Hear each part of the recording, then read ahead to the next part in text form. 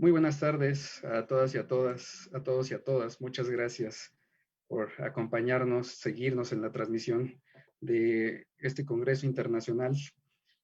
A nombre del Seminario Nacional de Movimientos Estudiantiles, de la FES Aragón y de las instituciones participantes, les damos la más cordial bienvenida a la mesa 8, que está titulada Miradas diversas sobre el movimiento estudiantil. En esta ocasión tenemos el gusto de contar con 4 colegas, todos ellos son especialistas en temas diversos de movimientos estudiantiles. Una de ellas es internacional, me da mucho gusto que pueda estar acompañándonos con nosotros, haciéndonos el favor de darle la proyección internacional a este congreso sobre el 10 de junio de 1971, a 50 años del halconazo. En esta ocasión, la mesa de trabajo para esta sesión se va a enfocar en diversas miradas, en diversos aspectos de los movimientos estudiantiles que se desarrollaron en el país entre 1968 y 1973. Quiero abrir la presentación con la participación del doctor Joel Verdugo Córdoba, quien nos va a hablar del 68 mexicano y su repercusión e impacto en el movimiento estudiantil de la Universidad de Sonora, a quien presento a continuación. Joel Verdugo Córdoba es licenciado en Geología y Sociología por la Universidad de Sonora, tiene una maestría en Ciencias Sociales por el Colegio de Sonora, es doctorado en Antropología Urbana, en Estudios Urbanos y Movimientos Sociales por la Universidad de Rovira y Virgili en Tarragona, España. Es maestro de tiempo completo, titular B del Departamento de Trabajo Social, División de Ciencias Sociales de la Universidad de Sonora. Entre sus publicaciones recientes destacamos Estudiantes en Lucha, los documentos personales como herramientas analíticas en el estudio de los movimientos sociales, el caso de la Universidad de Sonora. Sí, yo he estado trabajando sobre los distintos momentos del movimiento estudiantil en la Universidad de Sonora del siglo pasado, aquellos que se suscitaron del 67 hasta el 92. Mi trabajo que presento ahora es una reflexión sobre lo que creo fue el impacto en el movimiento estudiantil de esa época del 68, del movimiento del 68, digamos, mexicano, ¿no? Y bueno, voy a empezar, voy a leer mi participación. En 1968, el mundo se debatía entre los resplandores de la llamada Edad de Oro del capitalismo y la Guerra Fría, que acalambraban la posibilidad de un futuro venturoso para un mundo cada vez más complejo. La juventud se encumbraba como estamento social peculiar que reclamaba nuevas formas de actuar y reconstruir futuros. La Gran Guerra había cambiado las reglas de la geopolítica. Ahora la convivencia entre las dos grandes potencias pendía de un ligero hilo atómico que azuzaba, a través de los miedos, la posibilidad de una magna hecatombe. La guerra de Vietnam y la cruenta lucha por los derechos civiles en Estados Unidos, pero también la gran revuelta contracultural protagonizada por el movimiento hippie, hacían que el primer mundo repensara su accionar. ¿Qué decir del Mayo francés que cimbró la sociedad francesa y el mundo entero? En la América nuestra, los jóvenes se manifestaban a través de movimientos estudiantiles, pero también en eventos revolucionarios de acción directa alumbrados por el triunfo de la Revolución Cubana. En este contexto, los estudiantes mexicanos, ante la hostilidad y totalitarismo del gobierno federal y sus instituciones, fueron caldo de cultivo para que los estudiantes tomaran la estafeta y exigieran su derecho saliendo a las calles, encontrando muchas veces como respuesta la brutalidad que se manifestó en Tlatelolco el 2 de octubre de 1968. En Sonora, un año antes, en 1967, los estudiantes habían protagonizado, junto con otros sectores de la sociedad, un gran movimiento popular estudiantil sin precedentes en la historia reciente de la región. Es objetivo de este trabajo reflexionar sobre lo sucedido en 1968 en la Universidad de Sonora y cómo el movimiento estudiantil organizado en la Federación de Estudiantes de la Universidad de Sonora, FEUS, entendió el movimiento estudiantil mexicano de esa época.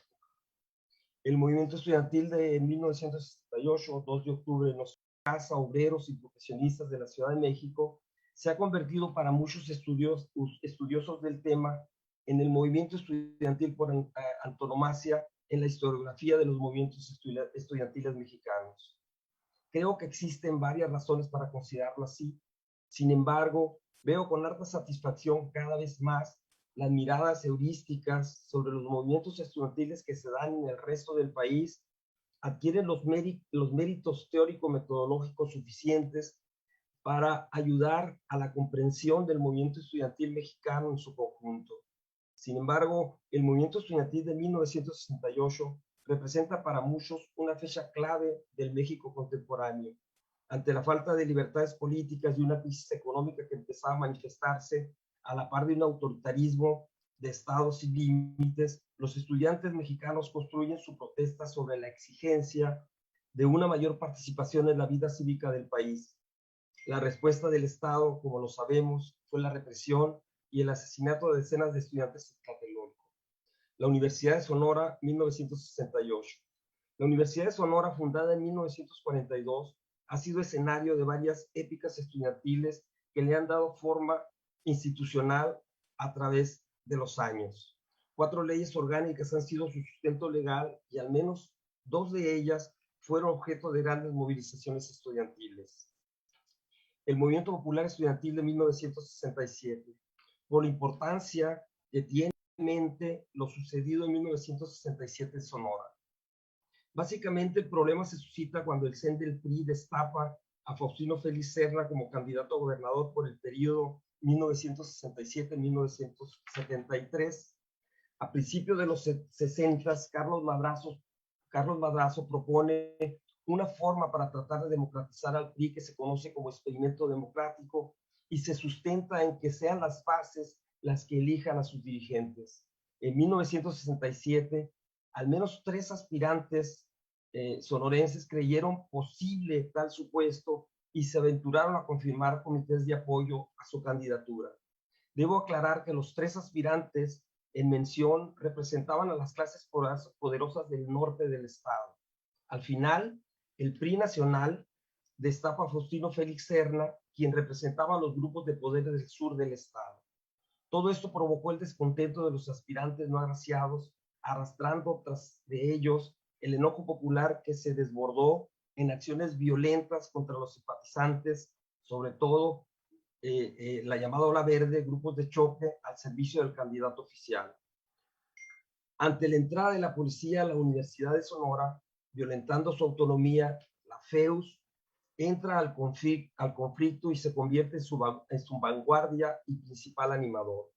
Siguen días de grandes manifestaciones y mítines, de magnos desplegados periodísticos, también violentas confrontaciones entre la llamada Ola Verde y los opositores a Faustino. El 29 de marzo de 1967 estalla la huelga en la Universidad de Sonora. Se forman comisiones y se prepara la resistencia, sabiendo que el problema fundamental estaba en su origen al interior del PRI. Los estudiantes fijaron sus objetivos en la defensa de los derechos civiles y de la autonomía universitaria. En pocos días los estudiantes normalistas y las secciones del CENTE se sumaron a la huelga, paralizando la educación en casi todo el estado. La violencia se recrudecía y se daban enfrentamientos armados. El conflicto culmina con la entrada del ejército a la universidad y el desalojo de los huelguistas. Parte de la plenaria de la FEUS se exilia en la ciudad de Tucson, Arizona. El 2 de julio de 1967, las elecciones se llevan a cabo, resultando oficialmente ganador Faustino Félix Serna. Unos meses después, en septiembre, regresa a la plenaria de la FEUS y arría las banderas de huelga para, de manera simbólica, poner fin al conflicto. Llega 1968 y la Universidad de Sonora trata, desde septiembre del año anterior, recobrar la tranquilidad perdida por el movimiento estudiantil que, como lo hemos dicho, tuvo amargo epílogo con la intervención del ejército mexicano y la imposición del gobernador Faustino Félix Serna. En septiembre se da el inicio a clases. Sin embargo, el rector Moisés Canale renuncia a su cargo tras aberrante atentado en su contra. Ahora, el nuevo rector, Roberto Reynoso Dávila, trata de causar la vida académica impulsando iniciativas que no necesariamente serían del agrado de los estudiantes. Por otro lado, la FEUS renovaba cuadros directivos y, sobre todo, eligió nuevo presidente, Ismael Mercado Andrios, destacado orador y líder del movimiento de 1967. Esta FEUS debía enfrentar las nuevas problemáticas que la vida universitaria propondría, sobre todo el intento del nuevo rector de cobrar cuotas. El movimiento estudiantil sonorense ante el 2 de octubre mexicano. Afirmaba líneas arriba que cuando el 68 empieza su transcurrir, la Universidad de Sonora empezaba a constituirse reconstruirse a partir de curar las heridas dejadas, sobre todo por la forma violenta con que el gobierno federal puso fin al movimiento. Veamos, después de la renuncia de Moisés Canale y el rector y la elección de Roberto Reynoso Dávila, el cielo de los conflictos heredados del pasado movimiento no escampaba del todo. Las protestas contra maestros ineptos y planes de estudio obsoletos provocaron la renuncia de algunos directores en algunas escuelas y el franco enfrentamiento entre estudiantes y rectoría. El rector Reynoso Dávila creía en la necesidad de cobrar cuotas para sanear el déficit presupuestario de la universidad. Para solucionar este problema, propone pues el cobro de cuotas y la realización de exámenes de admisión. La FEUS llama a cerrar filas contra las medidas del rector y convoca en septiembre de 1968 a una huelga donde las demandas principales fueron no el cobro de cuotas y la salida del rector Reynoso Dávila. El movimiento, con claros altibajos, prende y logra la renuncia del rector y no el cobro de cuotas. Todo esto transcurría a la par que el movimiento estudiantil en la capital del país y los brigadistas salían a otras universidades del país en busca de solidaridad y apoyo a sus demandas. Sin embargo, la FEUS no entiende la envergadura ni el alcance del movimiento estudiantil que está ocurriendo en la capital del país y pone trabas o condiciona la solidaridad y el apoyo, como lo documenta el reporte de investigación de investigaciones políticas y sociales fechado el 1 de agosto del 68 y recuperado en el Archivo General de la Nación. Cito: los dirigentes de la FEUS, encabezados por el presidente Ismael Mercado Andrios, han expresado que fueron invitados a participar en el movimiento estudiantil por líderes de la universidad y del IPN, pero que no aceptaron porque en el movimiento que tuvo la FEUS el año pasado, los estudiantes de México les negaron participación. Sigo en la cita. Otro de los motivos es que los disturbios de la Ciudad de México siempre intervienen dirigentes de la CNDE, Central Nacional de Estudiantes Democráticos, que con su ideología tratan únicamente de crear problemas al estudiantado y comprometerlos a delinquir. Además, siempre buscan el beneficio propio, no acatando las decisiones de la mayoría, y de humillar y opacar a todos los estudiantes. La Universidad de Sonora no se beneficiaría en nada con participar únicamente como carne de cañón, como lucro de unos cuantos intereses en el poder o en las ideologías ajenas a la universidad. Cierro la cita. En otro reporte fechado el 9 de agosto de 1968, vuelve a demostrar la falta de comprensión sobre tal movimiento estudiantil por parte de la dirigencia de la FEUS al negarle el apoyo a brigadistas de la Escuela Nacional de Agricultura de Chapingo. Cito el reporte.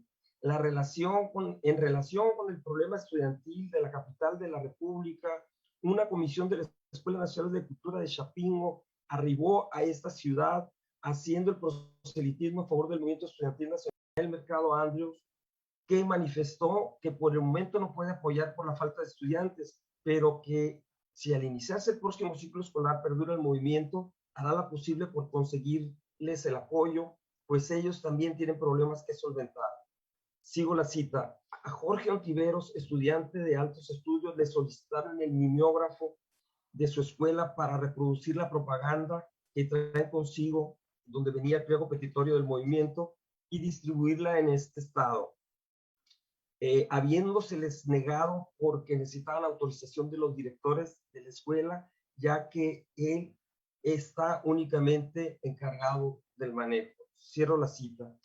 Ante esta situación, se alzaron voces de aquellos que, cuestionando las tímidas respuestas de la FEUS ante un movimiento que avanzaba como fuego y que empezaba a preocupar los más altos niveles del gobierno mexicano, precisamente por su insistencia a enfrentarse al totalitarismo imperante en la estructura de gobierno y que, a la luz de la distancia, queda claro, exigía democracia y mayor participación de la sociedad en asuntos de la vida pública. Voces que ya se constituían en activos críticos de una organización estudiantil, la FEUS, que consideraban caduca y anacrónica, carente de posibilidad de leer los nuevos tiempos. Tal es el caso de Patricio Esteves, quien se convertiría en el principal dirigente y líder del movimiento estudiantil de principios de los 70 en la Universidad de Sonora. Cito parte de la entrevista. ¿Cómo se vivió el movimiento del 68 en Sonora? En la universidad y en la sociedad sonorense esperaba el reflujo. Después de la represión del 67, la vejación que sufrió el rector Canale, que lo llevaron a renunciar el 28 de diciembre del 67, la mayoría de los estudiantes regresando de distintas partes. En general, el ambiente era típico del reflujo después de que un gran movimiento fue reprimido. Sin embargo, debo destacar que un pequeño grupo nos unimos para convencer a las bases estudiantiles y la Asamblea General firmaran un desplegado en apoyo al movimiento estudiantil de la Ciudad de México, que fue publicado el 24 de septiembre, donde protestaban enérgicamente por la intervención del ejército en la UNAM y, cito, el desplegado, y respalda en forma total el movimiento estudiantil que surgió ante la absurda represión de las autoridades al hacer uso con lujo de la fuerza del poder que la nación les ha conferido. Cierro la cita del periódico. A partir de aquí, la FEUS en cada asamblea convoca, vindica el apoyo, que a cada asamblea que convoca, vindica el apoyo al movimiento estudiantil de la Ciudad de México y exige pronta solución a la problemática planteada e incluso solicitan al Consejo General de Huelga incluya entre sus peticiones las demandas del movimiento estudiantil sonorense, específicamente la derogación del pago de colegiaturas. Es de notar que el mismo 2 de octubre del 68, la FEUS convoca un mitin en apoyo al movimiento estudiantil de la capital de la República y pedir la derogación de los artículos 145 y 145 bis. Al día siguiente, el 2 de octubre, la prensa se encarga de informar la atroz decisión del gobierno de Díaz Ordaz de consumar la masacre del 2 de octubre. A manera de conclusión, el movimiento estudiantil mexicano de 1968 fue poco entendido en su momento por la organización que aglutinaba al estudiantado sonorense, la Federación de Estudiantes de la Universidad de Sonora, FEUS. Entre otras razones, porque sus dirigentes carecían de la formación política y de la claridad ideológica necesaria para la comprensión del momento histórico que se vivía. También la situación particular de lo ocurrido en Sonora en el 67, cuando los estudiantes de la universidad protagonizaron un movimiento popular estudiantil sin precedente en la historia de la región, que los había dejado exhaustos y apenas empezaban a digerir conceptualmente tal experiencia. Asimismo, en 1968, los estudiantes sonorenses debatían conflictos domésticos que absorbían las energías contestatarias y hacía difícil comprender lo que está sucediendo en la capital del país. Recordemos que en ese año impulsaron el movimiento para frenar el cobro de cuotas y allá fuera el rector. Sin embargo, y con esto cierro, hubo oídos receptores de los llamados del movimiento estudiantil del 68 en los jóvenes, sobre todo los preparatorianos y algunos grupos más politizados en las teorías marxistas, que empezaron a manifestarse con cierta regularidad e impulsaron y lograron que la FEU se solidarizara con el movimiento estudiantil de la UNAM. Estos jóvenes estaban llamados a conformar otro actor colectivo que denomino activistas, que en ese mismo año inician la ruptura con los llamados aguiluchos, los líderes indiscutibles del movimiento popular estudiantil de 1967, y logran primero ganar las elecciones para la presidencia de la FEUS en 1969, para después transformarla radicalmente y liderar el movimiento estudiantil de principios de los 70, que pugnó por la transformación jurídica, académica y política de la institución universitaria y por la transformación de las estructuras sociales que, según ellos y ellas, negaba la plena realización de 1970-74 en la Universidad de Sonora. Pero eso es otra historia. Gracias. Muchas gracias por tu brillante intervención, Joel. De nuevo, este tipo de historias regionales de lo que pasa el 68 en los estados, creo que es muy importante resaltarlo y estudiarlo para darnos una visión global de lo que significó el 68, no solo a nivel central, sino también a nivel nacional, porque tuvo repercusiones evidentemente en todos o en casi todos los estados de la República, y Sonora no es la excepción a estas trayectorias de lucha que se dan desde inicios de los 60, ¿no? Y que tienen un lugar común a final de cuentas. Estas luchas estudiantiles tienen como característica que es una lucha por las conquistas democráticas y por la ampliación y de la matrícula estudiantil, o por el pago contra el pago de las cuotas escolares, ¿no? Entonces, me parece que local en diferentes estados. Muchas gracias, Joel, por tu intervención. A continuación, vamos a darle paso a Juan Manuel Castro Marmolejo, que también trae o nos va a exponer un tema regional. Vamos a dar un salto del 68 al 73, y creo que a través de la mirada de la mirada regional de Juan Manuel, creo que vamos a poder entender este reflujo de movimientos estudiantiles, ¿no? Que no solo se limita a un solo año, como fue el 68, sino que tuvo una larga continuidad de expresiones locales, y que sigue impactando en los 70s. Juan Manuel Castro Marmolejo es licenciado en Historia por la Universidad Autónoma de San Luis Potosí. Él es participante en el Seminario Nacional de Movimientos Estudiantiles, CENAMEAST, y nos va a hablar sobre el movimiento estudiantil en la Universidad de San Luis Potosí en 1973, a través de la caricatura política del periódico El Sol en San Luis Potosí.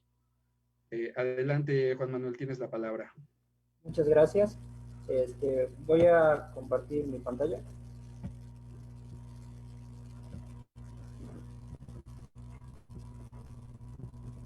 ¿Se alcanza a ver? Va. Sí, okay.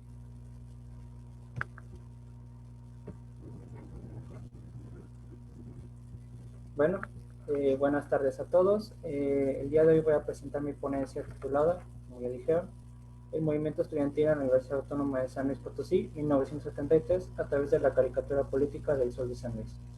Antes que nada, quisiera agradecer al comité organizador de este congreso por la oportunidad de participar y presentar este trabajo, que surge a partir de un proyecto de tesis de licenciatura, en el cual el objetivo era analizar el objetivo de este trabajo es analizar las representaciones sobre el movimiento estudiantil de 1973 en la Universidad Autónoma de San Luis a través de la caricatura política del diario El Sol de San Luis. Considero que este proyecto nos permite ver las distintas percepciones que se tenían sobre los estudiantes universitarios, su vinculación con los problemas y demandas de sectores de la sociedad, como estaba pasando en otras entidades del país posterior al movimiento del 68, en este caso con los campesinos, y las distintas expresiones de las élites y autoridades locales sobre estas vinculaciones, ¿no? Y que quedaban plasmadas a través de la prensa local.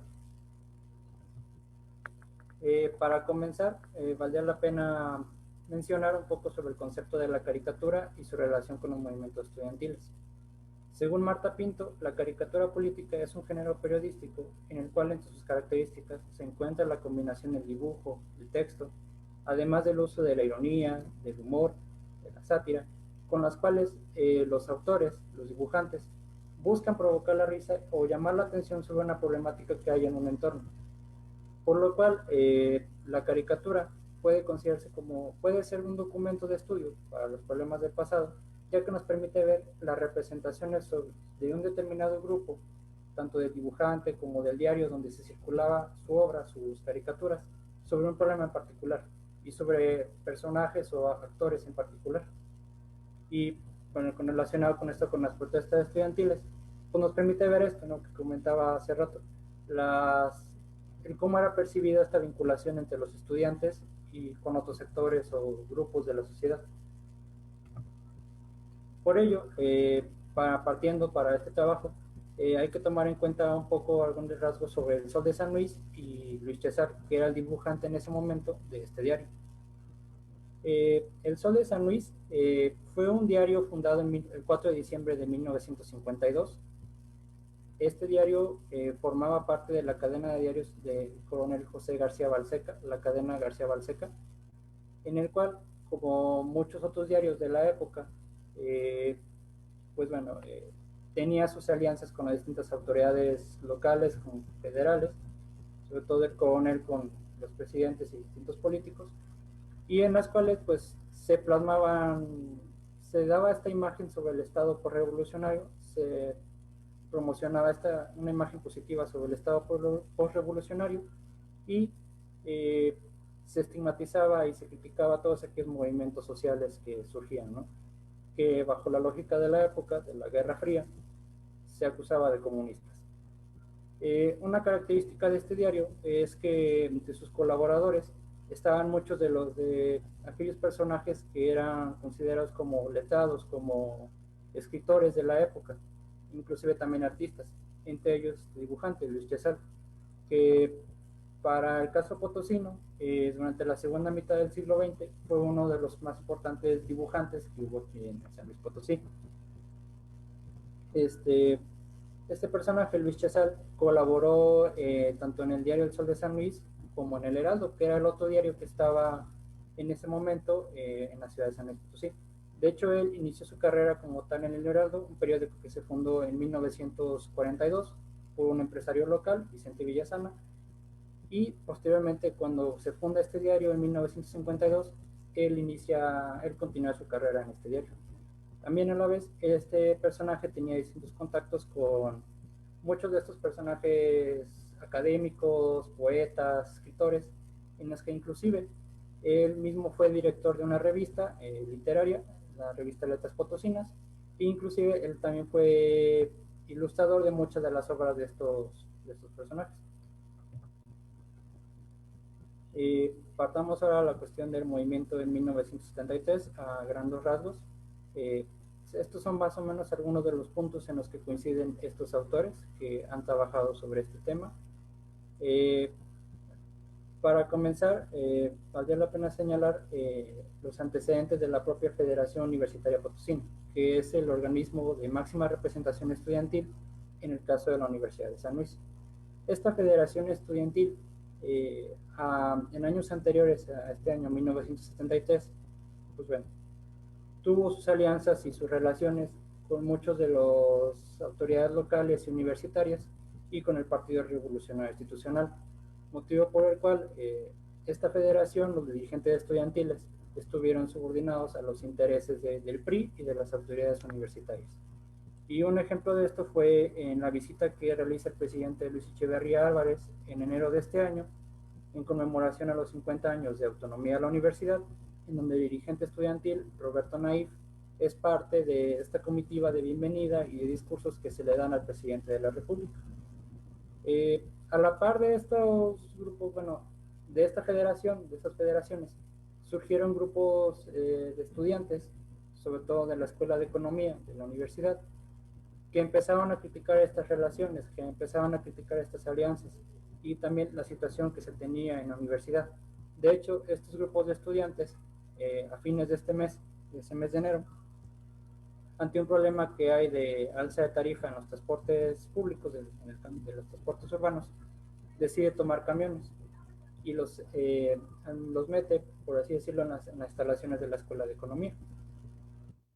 Posteriormente, meses después, para el mes de mayo, hay un proceso de renovación de esta federación universitaria, en el cual estos estudiantes, aglutinados bajo el liderazgo de José Luis Sandoval, bajo la planilla Olivo, se postula y propone distintas medidas que, acorde a la época, buscaban esto: la democratización en la universidad, que hubiera una mayor participación de los estudiantes en las decisiones académicas de la institución. Por ejemplo, ellos proponen que haya una mayor participación del alumno en la conformación de los planes de estudios de las carreras, a su vez que también empiezan a criticar el estado de cuentas y la rendición de los gastos que se hacían del presupuesto destinado a la universidad.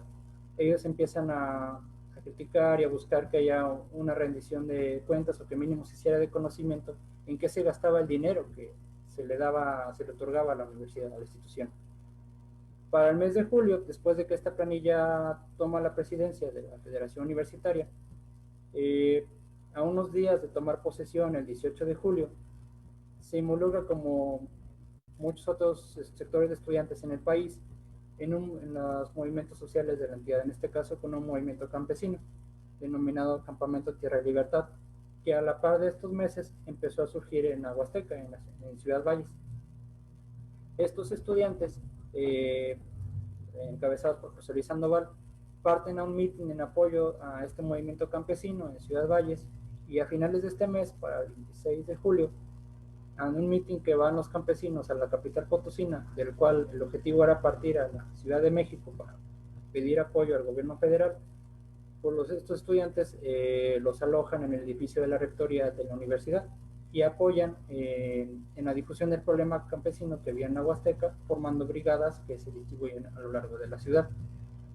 Estas situaciones fueron criticadas por muchas de las autoridades universitarias, de personajes políticos de peso de ese momento en la capital, quienes muchas de estas críticas terminaron resumiéndose en las sanciones que impone el primer día de agosto por parte del Consejo Directivo Universitario de la universidad a estos dirigentes estudiantiles, a los cuales se les sanciona por 1 año y se les expulsa de sus funciones de la Federación Universitaria.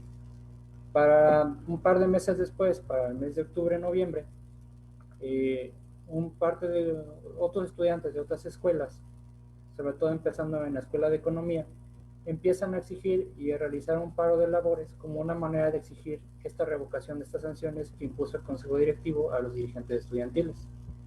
Fue un paro que comenzó a mediados del mes de octubre en la Escuela de Economía, y que poco a poco las distintas escuelas de la institución apoyaron de alguna manera u otra este paro de labores. Algunas escuelas apoyaron con huelga, otras escuelas con paros escalonados, y otras más con apoyo moral. Para el mes de diciembre, después de las presiones que hubo de las autoridades, tanto locales como universitarias, hacia estos estudiantes y hacia la situación que había en la universidad, la Junta Suprema de Gobierno, una de las máximas autoridades en la institución, pues bueno, da unas resoluciones definitivas en cuanto a las sanciones del mes de agosto a estos dirigentes estudiantiles, en las cuales se les permitía, por ejemplo, en el caso de José Luis Sandoval, que pudiera cumplir con sus estudios profesionales, pero en lo que respecta al tema de la federación universitaria, no se dejaba claro, no quedaba claro cuál era la situación que le iba a corresponder a la Federación Universitaria Potosina. Partiendo de este contexto es como vamos a revisar algunas de las caricaturas del Sol de San Luis sobre estas protestas estudiantiles.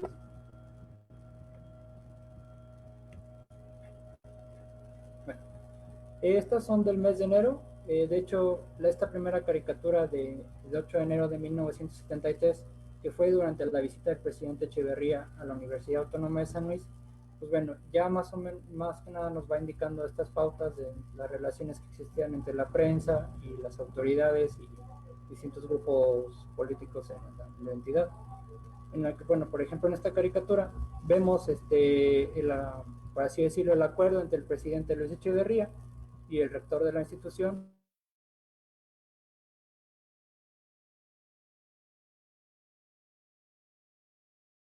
que en ese momento era el licenciado Roberto Leiva, y en el cual al fondo vemos el escudo del instituto, por así decirlo, de manera favorable, estas relaciones y acuerdos entre el gobierno y la universidad. Cosa distinta a una caricatura a finales de este mes, justo al momento en el que estos estudiantes tomaban los camiones, en el cual les vemos que a un estudiante considerado como agitador, que es amarrado, que es, sí, por así decirlo, amarrado, y en contraposición vemos a un estudiante que tenían esta lógica las autoridades, un estudiante modelo que solo se dedicaba a las clases, que solo se dedicaba al estudio, que solo y que no tenía que ver, que no tenía que involucrarse con los problemas de su entorno. Y que inclusive en esta caricatura, esta imagen es complementada con el texto de que el auténtico estudiante detesta todo pretexto para agitar, para levantarse. Inclusive en notas y columnas de este diario sobre este problema, se señala que estos estudiantes, muchos de ellos recibieron influencia de estudiantes agitadores, así les denominan, de otras entidades del país, por ejemplo la Ciudad de México, de Nuevo León, de Puebla, que en las cuales este mismo diario, en esa columna, remarcaba que estos estudiantes buscaban llevar a una misma situación a la que estaba pasando en la Ciudad de México y en Nuevo León. Conforme avanzó el tiempo, por ejemplo, estas caricaturas son del mes de julio e inicios de octubre, podemos ver cómo ambos sectores, por ejemplo, esta del mes de julio relacionada con el movimiento campesino, podemos ver cómo ambos sectores se le relaciona con el comunismo y señalan que ambos, tanto estudiantes como campesinos, son presas fáciles de caer en esto que es el comunismo y las vemos aquí representadas con ambas caricaturas. Vemos un campesino que es engachado con el símbolo del martillo y la hoz, y vemos en otra caricatura relacionada con la universidad cómo el caricaturista, el dibujante, aprovechando esta frase de todo cabe en un jarrito sabiéndolo acomodar, él utiliza este dicho y lo expresa de una manera a la inversa. Señala cómo el comunismo va entrando en este jarrito que son las universidades, y él señala que no son bienvenidos, que es un huésped que no es grato, que no cabe, no necesariamente tiene que caber en las instituciones. Conforme inició el problema de la huelga en la institución, las primeras caricaturas que hubo sobre estas protestas, esta huelga, pese a que no hacían una clara alusión a los estudiantes que estaban participando en ellas, los englobaban en una manera en que los catalogaban como agitadores que buscaban desestabilizar el orden que las autoridades, tanto locales como universitarias, habían logrado consolidar tanto en la entidad como en la universidad, y en las cuales vemos que, según las ideas de este diario, de este dibujante, no eran bienvenidas en ninguno de los dos lugares, y las cuales vemos representadas a través de esta caricatura, en la cual se ve la silueta del Estado junto con una mano saliendo, en la cual rechaza a estos agitadores. En otra caricatura de unos días posteriores, podemos ver cómo otra vez a estos estudiantes se les marca como esta parte de estos agitadores, incluso se les señala como títeres de estos mismos, como se puede ver en esta imagen, a los cuales el pueblo mismo, los estudiantes, la gente, los campesinos, tenían que marcarles un alto. Conforme se extendía la huelga, a mediados del mes de noviembre, empezaban a hacerse alusiones hacia lo que un estudiante modelo debería de hacer, según esta lógica de las autoridades, y en las cuales podemos ver representadas en estas caricaturas. Un estudiante que solamente está enfocado a los libros, a las clases, y que rechaza al comunismo, que es representado con esta alusión al fantasma del comunismo. En otra donde esta masa silenciosa de estudiantes modelos tenía que reclamar a clases y echar fuera a los estudiantes agitadores. E inclusive, para cuando en los últimos días de esta huelga, vemos esta transformación de ese estudiante modelo, de pasar de ser un niño como se veía a inicios de año, a ser un gigante que tenía que aplastar a estos estudiantes agitadores, que literalmente los tenía que aplastar, que literalmente los tenía que echar de la universidad. Y bueno, ya para concluir, para cerrar esta presentación, no queda más que resaltar la importancia de este documento, la caricatura, como un documento que nos permite ver estas representaciones por parte de la prensa de la época, la cual también estuvo muy influenciada por las relaciones entre los directores, las autoridades. Nos permite ver a través de las caricaturas estas relaciones entre cada una de sus partes, del dibujante, los directores del diario, las autoridades, y cómo estas relaciones se tenía una visión sobre lo que hacían los estudiantes y era plasmada a través de la caricatura, y era una visión que se buscaba incidir dentro de la población que leía este diario, que para la época era de los pocos diarios que existía para la capital potosina, y que inclusive fue una visión que en años posteriores todavía continuó, como se puede ver en esas caricaturas de un par de años después, en las que nuevamente grupos de estudiantes de otras facultades, ante nueva cuenta un problema de alza de transportes, y en las cuales termina este problema con una situación de una explosión de unas bombas que ocurrieron en el centro histórico, a los cuales se les acusó a estos estudiantes. De nueva cuenta vemos estas ideas de cómo el estudiante tenía que elegir el sendero del bien, el sendero de la patria, y tenía que hacer caso a estas banderas que, según los autores del diario y el caricaturista, eran ajenas a lo que era la entidad, para los fines de la entidad y del país. Y pues no me queda más que agradecer su atención a esta presentación y muchas gracias.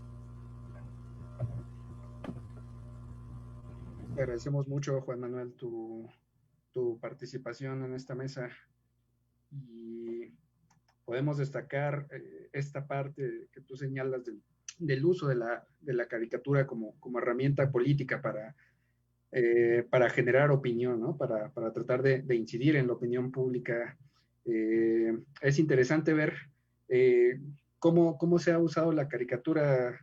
Me viene a la mente desde tiempos previos a la Revolución Mexicana como una herramienta de lucha para generar conciencia, pero en esta época ya concretamente la caricatura se usa como una herramienta justo para generar una opinión pública adversa a las luchas sociales y concretamente a las luchas estudiantiles, ¿no? Y pues curiosamente seguimos viendo en la actualidad cómo la caricatura en la prensa mexicana y también en la prensa mundial pues sigue siendo un espacio de lucha en el que se siguen usando referentes para incidir en la vida pública de los países, ¿no? Muy bien, siguiendo con la mesa de trabajo y siguiendo con esta temática, esta línea temática sobre la prensa, quiero darle la palabra, quiero darle la intervención a la doctora Maribel Rivas Vasconcelos, pero antes quiero presentarla al público. Maribel Rivas Vasconcelos es doctora en Ciencias Sociales por la Universidad Autónoma Metropolitana. Ella obtuvo el grado de maestra en Historia Moderna y Contemporánea por el Instituto de Investigaciones José María Luis Mora. Es licenciada también por la Universidad Autónoma Metropolitana.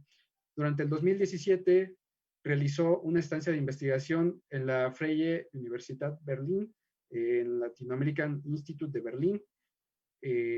Sus líneas de investigación son la historia contemporánea de América Latina, Guerra Fría en América Latina e historia contemporánea de México. Algunos de sus artículos son la participación de civiles en tareas de seguridad, entre el riesgo y la utilidad en el caso de la Policía Comunitaria de Guerrero, México, 1995-2013. Otro artículo titulado El modelo de policía comunitaria del gobierno federal en México y las mujeres durante el conflicto armado en Guatemala en la década de los 80 del siglo XX. Ella nos va a presentar la ponencia el jueves de Corpus en la prensa mexicana, 10 de junio de 1971. Adelante, doctora Maribel Vasconcelos. Muchas gracias por acompañarnos. Muchas gracias, Miguel. Bueno, voy a compartir mi pantalla. Pues buenas tardes a todos. Muchísimas gracias por la presentación. Y ahora, bueno, pues voy a iniciar con el tema. Voy a tratar de cumplir con los tiempos. Bueno, el tema de mi presentación, como ya lo comentaron, es el jueves de Corpus en la prensa mexicana, 10 de junio de 1971.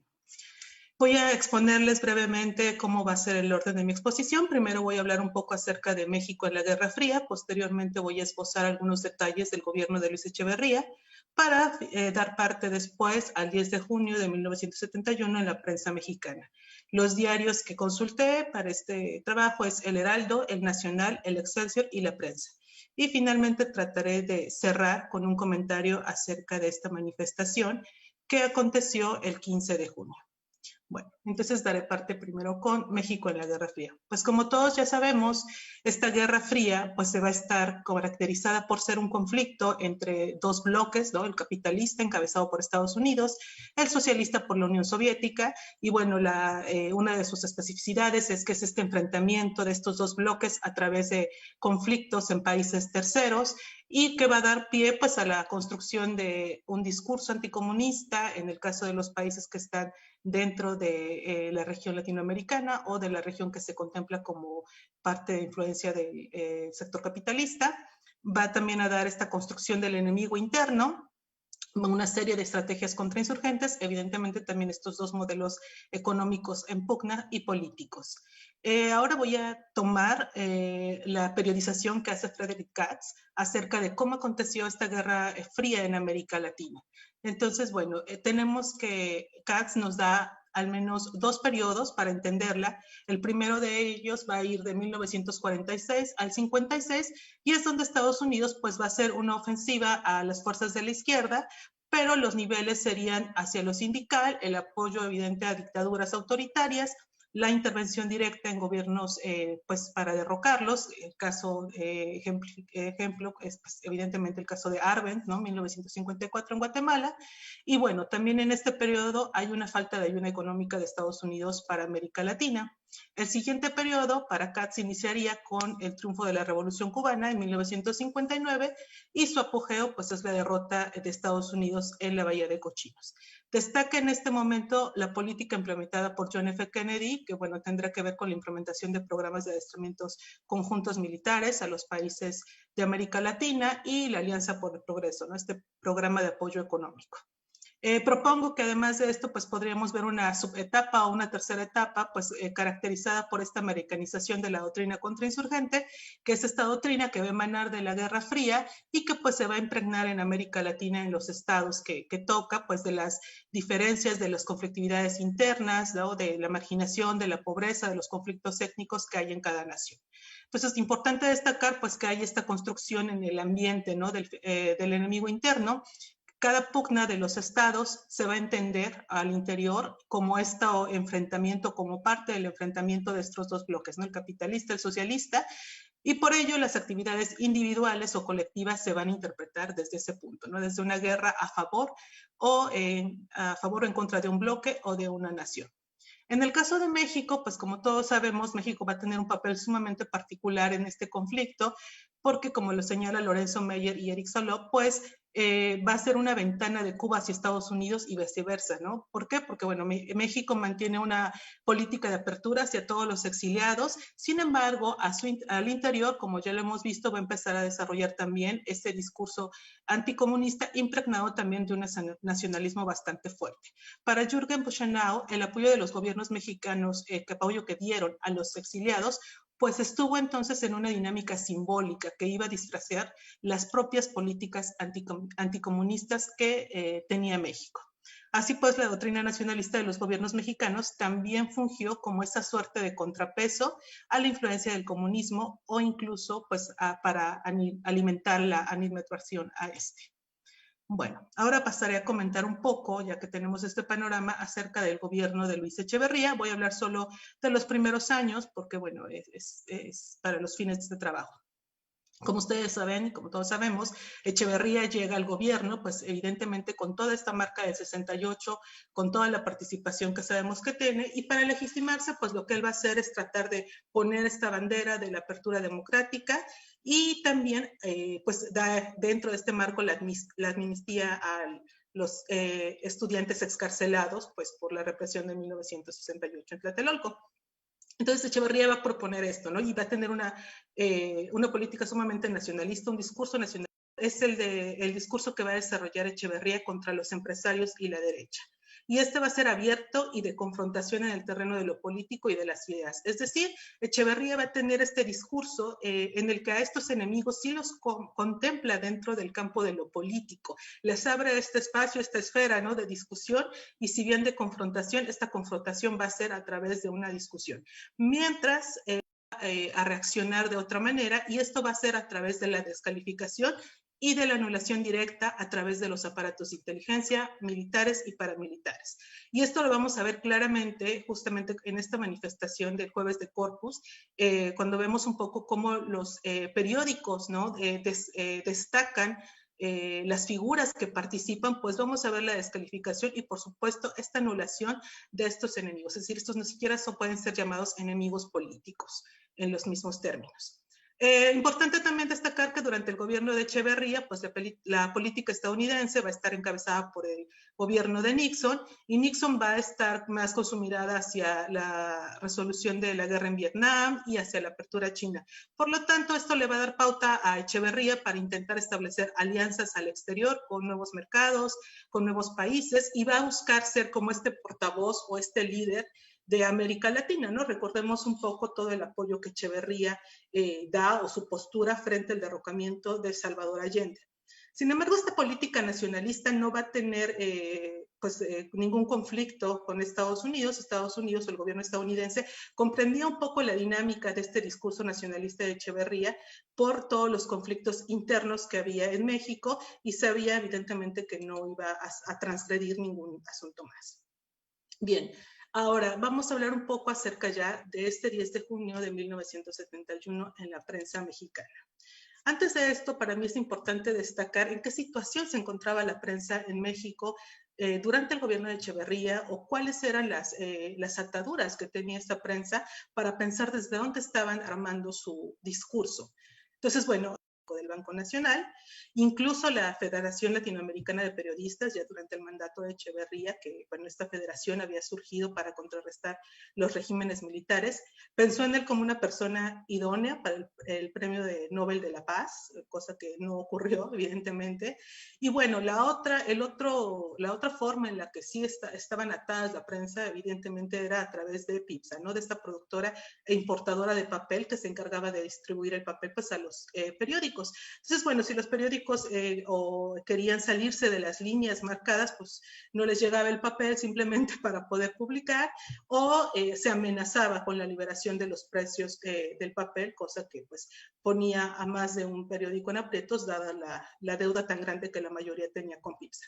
Aparte de eso, estaba la partida especial que tenía Gobernación para dar apoyos a los medios de comunicación y periodistas. Entonces, bueno, tenía esas formas de control. En general, voy a decir muy breve qué pasó el 10 de junio, porque evidentemente esto lo vamos a ver en otras mesas y con mayor profundidad. Entonces, bueno, diré que evidentemente había una ley orgánica que se impuso por el gobernador de Nuevo León, Eduardo Elizondo, a la Universidad de Nuevo León, autónoma después.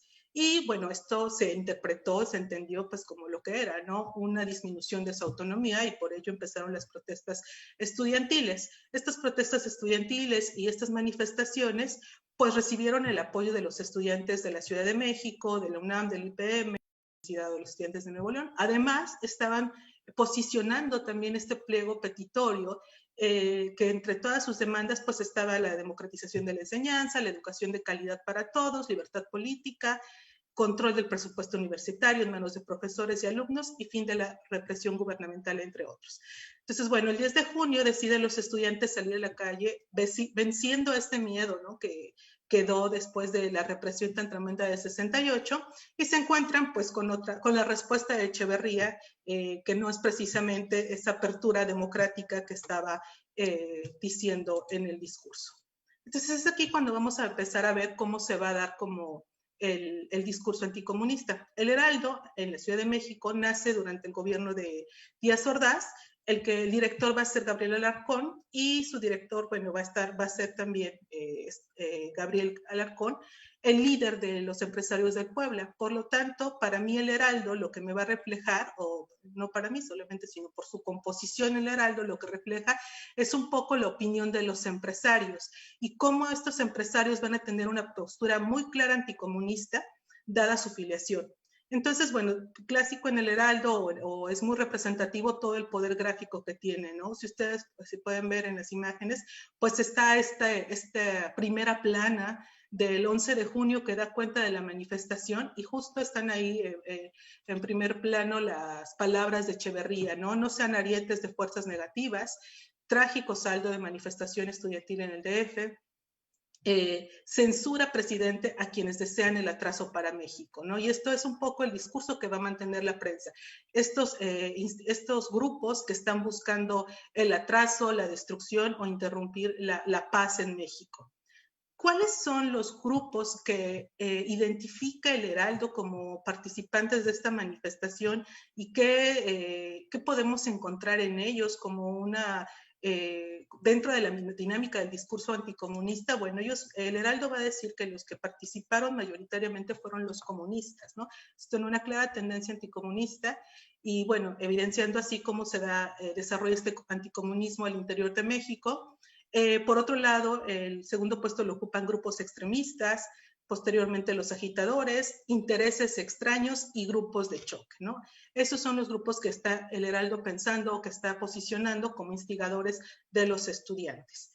Y bueno, en sus páginas el Heraldo incluso señala, ¿no? Cómo la paz y la tranquilidad para este país que hizo su revolución 7 años antes que los soviéticos es sumamente importante para permitir que se convierta en un juego de irresponsable que no aciertan a comprender la meta de sus acusadores profesionales, ¿no? Y vemos justo ahí cómo van señalando como a este bloque comunista y este desprecio por él. El Nacional, por su parte, es un diario que va a surgir en 1929 y, bueno, él va a representar toda la postura oficialista. Primero fue el órgano del Partido Nacional Revolucionario, también tenía una deuda enorme con PIPSA, también con la Compañía de Luz y Fuerza. Y a diferencia del Heraldo, que estaba pensando más en todos esta fuerza comunista, el Nacional lo que va a identificar es la participación de grupos de ideología extremista que habían intentado hacer daño a un país soberano, ¿no? Y volvemos con este anticomunismo o este nacionalismo fuerte. Entonces, evidentemente, ellos primero retratan a estos intereses extraños que no se sabe bien quiénes son, lo cual asusa o abona a la confusión en ese momento. Posteriormente hablan de grupos extremistas, elementos comunistas, agitadores y grupos de posturas políticas diferentes. Bueno, en esta portada del Nacional que podemos ver también, justamente aquí, por ejemplo, donde está la flecha, dice, sangrientos choques entre estudiantes provocados por agitadores extremistas de diversas tendencias. Dicen extremistas de diversas tendencias, pero aquí lo que identifican con esta flecha y lo ponen es la imagen del Che Guevara, ¿no? Y cómo estas astas que llevaban con la imagen del Che sirvieron como garrotes. Y por otra parte, también señala aquí con otras flechas, pues algunos de los participantes y subraya la presencia de Manuel Marco Pardiñas, que sabemos su participación en el 68, y pues señala que este ya no era ni estudiante, ¿no? Que ya había pasado muchos años y que había dejado la escuela. Entonces, bueno, el Nacional relataba la composición de estos manifestantes como grupos violentos, la descalificación, la anulación, pandilleros, extremistas, tanto de izquierda o de derecha. Entonces, decía, bueno, que estos grupos podrían identificarse entre trotskistas, maoístas, guevaristas, estalinistas, comunistas ortodoxos, etcétera, pero que lo que hacían pues era eso, ¿no? Tratar de intervenir en la vida mexicana a través pues de las fuerzas exteriores que los apoyaban. Bueno, y aquí tenemos también una imagen, ¿no? De cómo Echeverría va a dar también su posicionamiento cuando él habla acerca de cómo la realidad mexicana se tiene que lograr con los estudiantes sin que se conviertan en arietes de fuerzas extrañas o bien pues por los caminos políticos que él estaba abriendo, ¿no? Entonces, bueno, con esto el descalificativo hacia las otras acciones y el desconocimiento de participación política aceptada. La prensa, bueno, la prensa es un diario que como todos sabemos, pues era muy popular y lo sigue siendo, pues por su contenido alto en notas rojas. Su primera aparición fue en 1928 y la intervención del gobierno empezó más fuerte desde 1961, también tenía una deuda con PIPSA y finalmente tenía un tiraje muy alto. Por su calidad, Jacinto Rodríguez subraya en uno de sus trabajos que un estudio presentado a Echeverría planteaba respecto a los lectores de la prensa que no debía olvidarse que su público se encontraba entre los sectores más humildes y menos preparados y que estos pues eran influenciables fácilmente. Por lo tanto, en la prensa lo que podemos ver es que por estas características va a tener una columna que se llama Granero Político, que pues va a ser dictada desde Gobernación y en teoría le escribe un llamado Sembrador. La prensa posicionaba al Muro como el grupo que había instigado, este grupo de ultraderecha, primero como el más fuerte, pero al paso de los días la participación del Muro se fue desdibujando y finalmente lo que vemos es que la postura al término del análisis, ¿no?, de todo el mes de junio, lo que va a presentar es que fueron agitadores los grupos que participaron, luego los señalan como grupos extremistas, comunistas, intereses extraños y bueno, el Muro queda al final en el último. Y bueno, lo mismo, vemos aquí algunas primeras planas de la prensa con todo este discurso, ¿no? Como ustedes pueden ver, refriega estudiantil, armados con palos, varas de bambú, una batalla campal, en la metrópoli, chocan grupos de diversas tendencias, se lanzan a la carga, etcétera. Toda esta construcción, ¿no? Cómo esta violencia callejera provoca angustia y pánico en los transeúntes, ¿no? El contenido político, pues, no está en ese análisis ahí. Y bueno, también en la prensa lo que va a ir haciendo es una descalificación del movimiento, va a ser un ataque directo contra Manuel Marco Pardiñas y bueno, va a decir que los que participaron fueron unos desbalagados mitoteros que contra toda lógica pues pretendían revivir esos tumultos callejeros. Esta descripción pues vendrá también de esta columna de Granero Político. Bueno, aquí hay una caricatura un poco de la prensa, ¿no? Que alude justamente pues a que no se sabe quiénes son los que están atrás de estos grupos llamados los halcones, porque todos hablan un poco de los halcones, pero le dan diferente importancia. Finalmente, pues hablaremos del periódico que en ese momento era el más crítico, que era el Excelsior, y el Excelsior va a nacer en 1917, pero evidentemente cuando llega Julio Scherer en el 68 va a llegar con una línea editorial mucho más crítica de investigación, lo cual en el 76 pues le va a costar la desaparición del periódico. Y en el encabezado del 11 de junio lo que presentaba era una marcha estudiantil frenada por grupos de choque.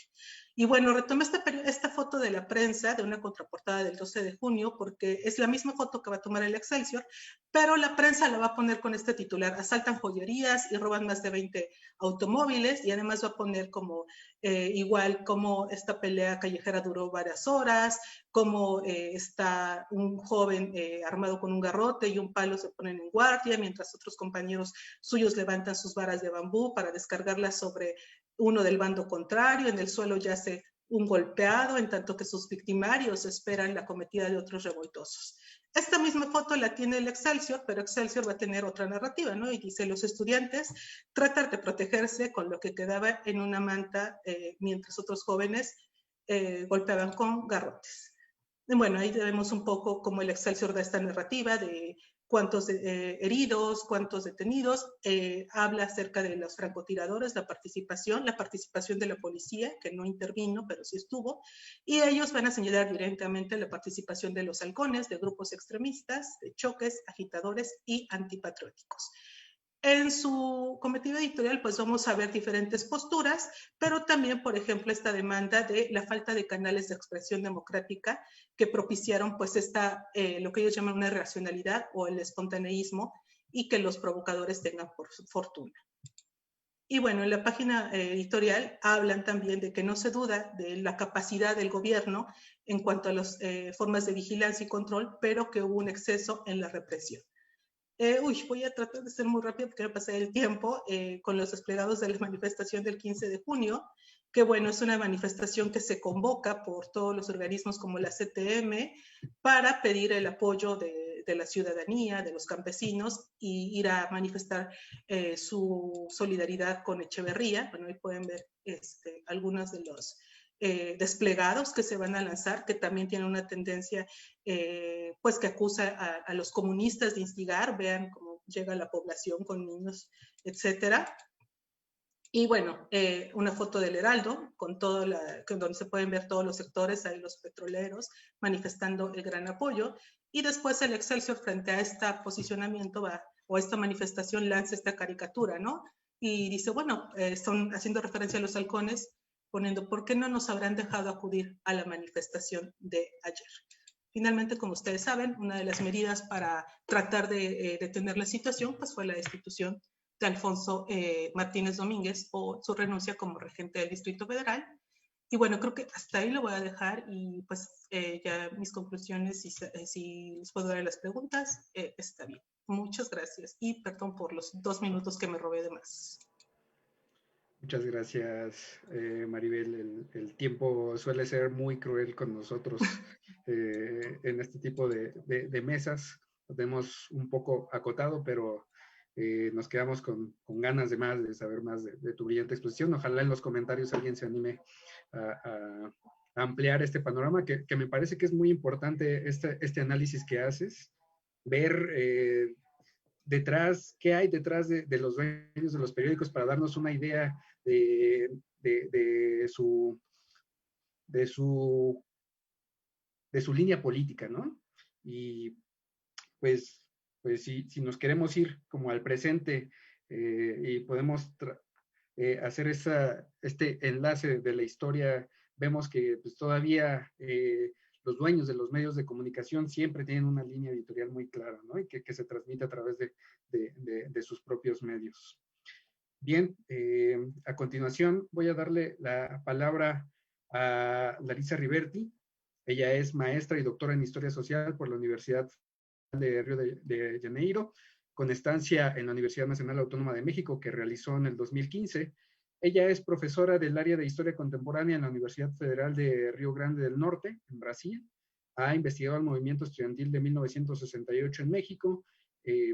También ha investigado sobre la transición y la Fiscalía Especial para Movimientos Sociales y Políticos del Pasado. Actualmente, ella coordina el proyecto de investigación Surgimiento y Represión del Movimiento Armado Socialista de México. Es coautora también del libro 1968, Perspectivas desde el tiempo presente, publicada en el 2020 por la editorial Letra y Voz en Brasil. Ella nos va a ofrecer la ponencia Las narrativas de la prensa brasileña sobre el halconazo. Muchas gracias, Larisa. Bienvenida. Tienes el micrófono. Gracias, Miguel. Gracias. Buenas noches acá desde Brasil, ¿no? Y buenas tardes para ustedes que están ahí en México. Déjame solo compartir mi pantalla con ustedes. A ver, me dices si puedes verla. A ver. Nosotros la vemos. Sí. ¿Todo bien? Ahí ve. Sí, todo se ve bien. Abrirla. Ok, perfecto. ¿Quieren que yo aumente un poco, amplíe un poco o no? No hace falta. Y si puedes ampliarla, estaría genial. A ver. ¿Ahí estamos? Perfecto. Bueno, entonces empezamos con, bueno, en primer lugar, me gustaría saludarlos a todas y todos y también felicitar por el evento. Hoy estuve mirando las mesas y la conferencia de Lorenzo Meyer y fue muy interesante la discusión y bueno, nos da unos subsidios bastante interesantes para investigar no solo el halconazo, pero también la situación de México en todo este contexto de transición y de una falsa, ¿no? Apertura política protagonizada por Echeverría en la década de 70. Estas consideraciones que voy a hacer acá hoy son todavía muy preliminares, ¿no? Ellas son algunas informaciones que colecté en los últimos años y que estuve mirando, o sea, algunos archivos, fuentes y etcétera, y también son derivadas de una otra investigación anterior que hizo a respecto del 68. Justo en este libro que Miguel comentó, Perspectivas desde el tiempo presente, yo publiqué un capítulo que habla exactamente de las narrativas de la prensa brasileña acerca lo que se ha hablado y noticiado acerca del halconazo acá en Brasil, ¿no? Entonces son algunas impresiones muy preliminares, ¿no? Que todavía estoy desarrollando, pero que quiero traer algunas informaciones para que podamos platicar más adelante. Bueno, entonces acá les voy a presentar algunas discusiones preliminares y que son parte de una consulta, de una investigación hecha con algunos periódicos. En este caso les voy a presentar dos: Jornal do Brasil, periódico de Brasil, y Folha de São Paulo, que son dos periódicos acá de Brasil de gran circulación, de circulación nacional, y que existen desde hace mucho tiempo. El periodo consultado fue entre 1 y 30 de junio, ¿no? Aquí para mantener un poco de este enfoque, observaciones acerca de cómo se narra, ¿no?, el halconazo desde Brasil, algunas observaciones acerca del contexto brasileño. Ustedes saben que nosotros vivíamos acá en Brasil una dictadura militar que desde fines de la década de 1960 entró en un periodo de incremento muy fuerte de la represión y de la censura con el acto institucional número 5, que fue otorgado en 1968. El acto permitía la actuación sin intervención del presidente sin límites constitucionales, además de la suspensión de todos los derechos políticos, el cierre del Congreso Nacional y la casación de los mandatos políticos. Incluso no sé si ustedes acompañan algunos detalles de nuestro gobierno, nuestro terrible gobierno, y hace ya algunos años hay un incremento de una especie de memoria positiva acerca de este pasado que en las calles se muestra como desde algunos grupos sociales se pide el regreso del acto institucional número 5, ¿no?, que fue una de las medidas legales que más imputó represiones y también censuras y definitivamente acabó con la libertad de expresión en Brasil desde fines de los años de 60. Eso no significa que no hubiera represión desde principios de la dictadura, que empezó en 1964, pero definitivamente esto es una especie de consenso en la historiografía acerca del asunto. Desde fines de los años 1960, sobre todo a partir del acto institucional número 5, la represión y la censura se hicieron mucho más fuertes. En este momento vivíamos bajo el gobierno de Emílio Garrastazu Médici, ¿no?, que era un militar de un partido llamado Arena, que estuvo en el poder desde 1969 hasta 1974 y que hizo un amplio empleo de estrategias sistemáticas de represión y también de contrainsurgencia. Esto todo está ubicado, creo que muy parecido con el contexto que nos ha señalado Maribel, en toda esta situación de Guerra Fría, de lucha contra el peligro rojo, de anticomunismo y de todas las narrativas acerca de un supuesto peligro desde las fuerzas de izquierda en toda la América Latina, ¿no? Y en caso de Brasil, eso se vivía de manera muy contundente por el caso de la situación del régimen militar bajo el cual el país vivía, ¿no? El informe de la Comisión Nacional de la Verdad, que fue publicado en 2013, apunta que en este periodo ocurrió el número más grande de persecuciones, torturas, desapariciones forzadas, asesinatos y prisiones ilegales. Médici también fue responsable por modificar todo el sistema represivo, ampliando sus capacidades y utilizando también las Fuerzas Armadas y sus centros de información e inteligencia. En este periodo se crearon algunos de los sistemas de represión, persecución y vigilancia que estuvieron ahí a cargo de toda esta estrategia de represión que se incrementó muchísimo a lo largo de los años 70, como el Destacamento de Operaciones e Informaciones, como el DOICOD y también otros órganos paramilitares. Hubo un aumento muy expresivo de los movimientos guerrilleros en Brasil. Esto era una consecuencia de, entre otros motivos, obviamente, del ya venían desde principios de los años 60.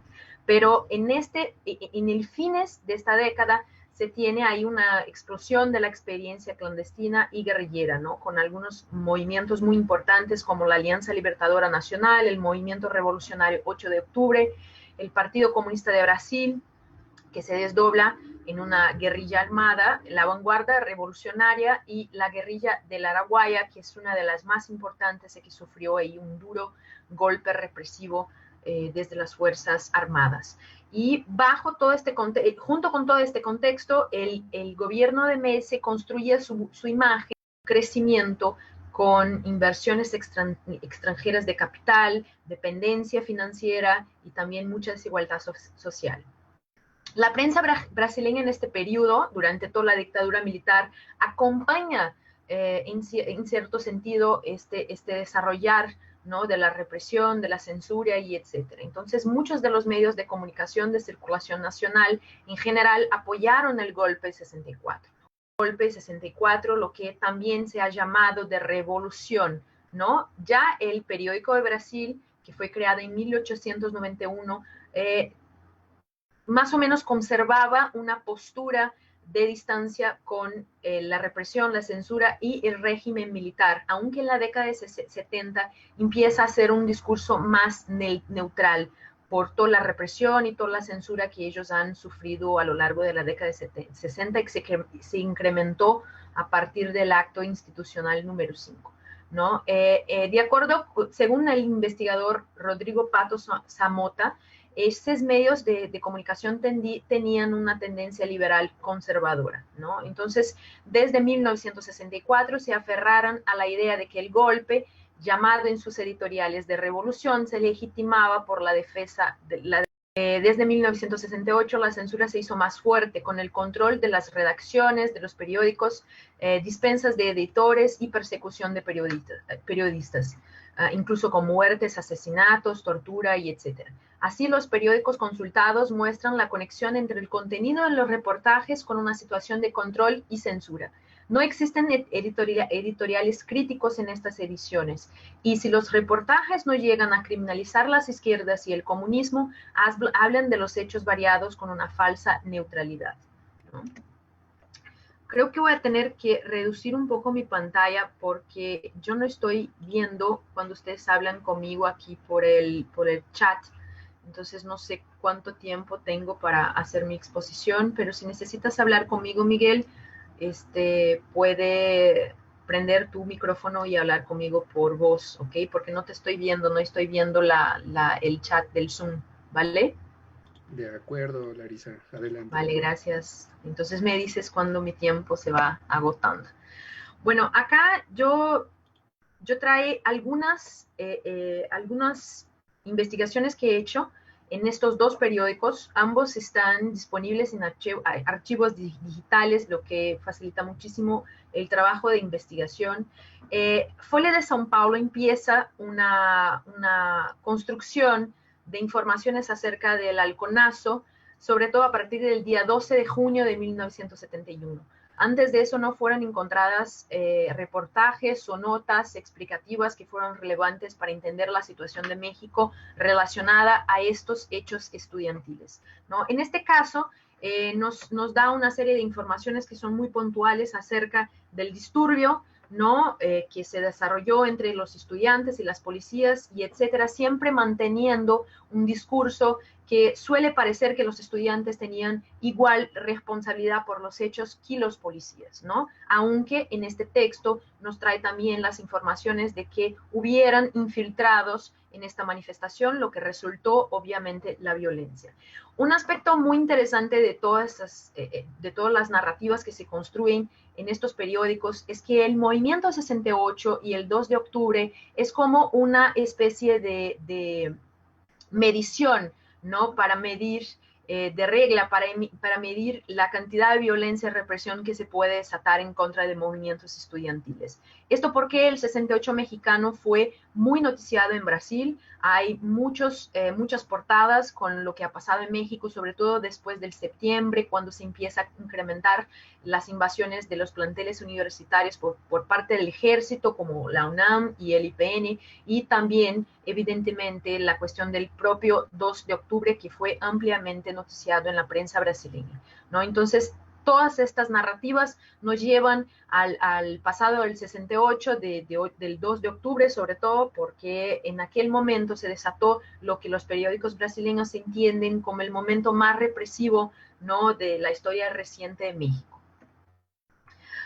Este reportaje está en la página 2 del periódico y viene junto con un editorial que habla de la subversión, ¿no? Desde una entrevista que está hecha con el general Humberto de Sousa Melo, el comandante del Segundo Ejército de Brasil, ¿no? Y que está radicado en São Paulo, una de las ciudades en que más se desató la represión en contra de los militantes, guerrilleros o no, y en este reportaje se habla de la revolución del 64 y también del peligro comunista. Entonces, si las noticias acerca de los otros hechos que estaban ocurriendo en la América Latina y también acerca de los conflictos estudiantiles en Ciudad de México, en 1971, no traían una caracterización o una postura por parte, un posicionamiento por parte de los periódicos, esto estaba evidente cuando estos periódicos también daban un privilegio para este tipo de argumento, para este tipo de narrativa,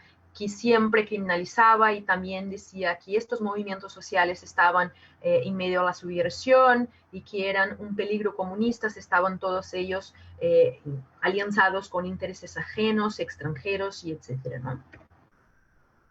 La edición del día 14 de la Folha de São Paulo también trae algunas informaciones que son importantes acerca de del halconazo y del contexto, ¿no? Al contrario de lo que vamos a ver en Jornal do Brasil, la Folha de São Paulo suele traer las informaciones acerca del grupo Halcones, aunque todas las informaciones acerca de este grupo no están directamente relacionadas con el hecho de que este es un grupo paramilitar mantenido por el Estado, donde se reclutan hombres pobres, no da informaciones acerca de qué serían los grupos halcones. Ellos están vinculados a lo que se llama extrema derecha mexicana. Entonces, muy parecido con lo que nos ha comentado en su exposición Maribel, es como si no hubieran informaciones precisas acerca de quién eran estos halcones, qué hacían estos halcones. Nada más eran grupos francotiradores, probablemente porque este tipo de reportaje se transponía desde la prensa mexicana hacia Brasil, ¿no? Y claramente no nos daban informaciones precisas de quién eran estas personas que integraban el grupo de los halcones. Entonces, se queda un vacío ideológico y muchas veces se habla que este grupo estaba vinculado a los grupos de extrema derecha mexicanos, tenían intereses ajenos, no se sabían exactamente quién eran y etcétera. No nos dan informaciones precisas acerca de lo que eran estos grupos, su carácter paramilitar, de dónde vino el reclutamiento de sus miembros, cuáles eran sus objetivos y etcétera. Pero el hecho es de que ya en el día de 14 se hablan de los halcones en este pequeño reportaje que nos enseña Folha de São Paulo. Quedan 5 minutos, Larisa. Ay, gracias. Ya en el día 19, un otro reportaje nos habla de las razones del conflicto en México, ¿no? Básicamente nos dice que de inmediato trataba de matar, asesinar en la calle los presos recién liberados de los movimientos estudiantiles anteriores, ¿no? Eso explicaría, por ejemplo, el hecho de que los halcones, una vez disolvida la manifestación, acudieron al hospital Rubén Lanero, bien como a puestos de la Cruz Roja, ¿no? Para intentar asesinar o liquidar a los expresos y también los heridos, ¿no? Y también tenía una finalidad política de maniobra, ¿no? Que consistiría en continuar aplicando a través del nuevo régimen de Luis Echeverría, y muy al contrario de lo que deseaba el nuevo jefe de Estado, la política intransigente de su antecesor, Gustavo Díaz Ordaz. Entonces, con esta nota también se percibe que ambos los periódicos van construyendo una narrativa de defensa del gobierno de Luis Echeverría, ¿no?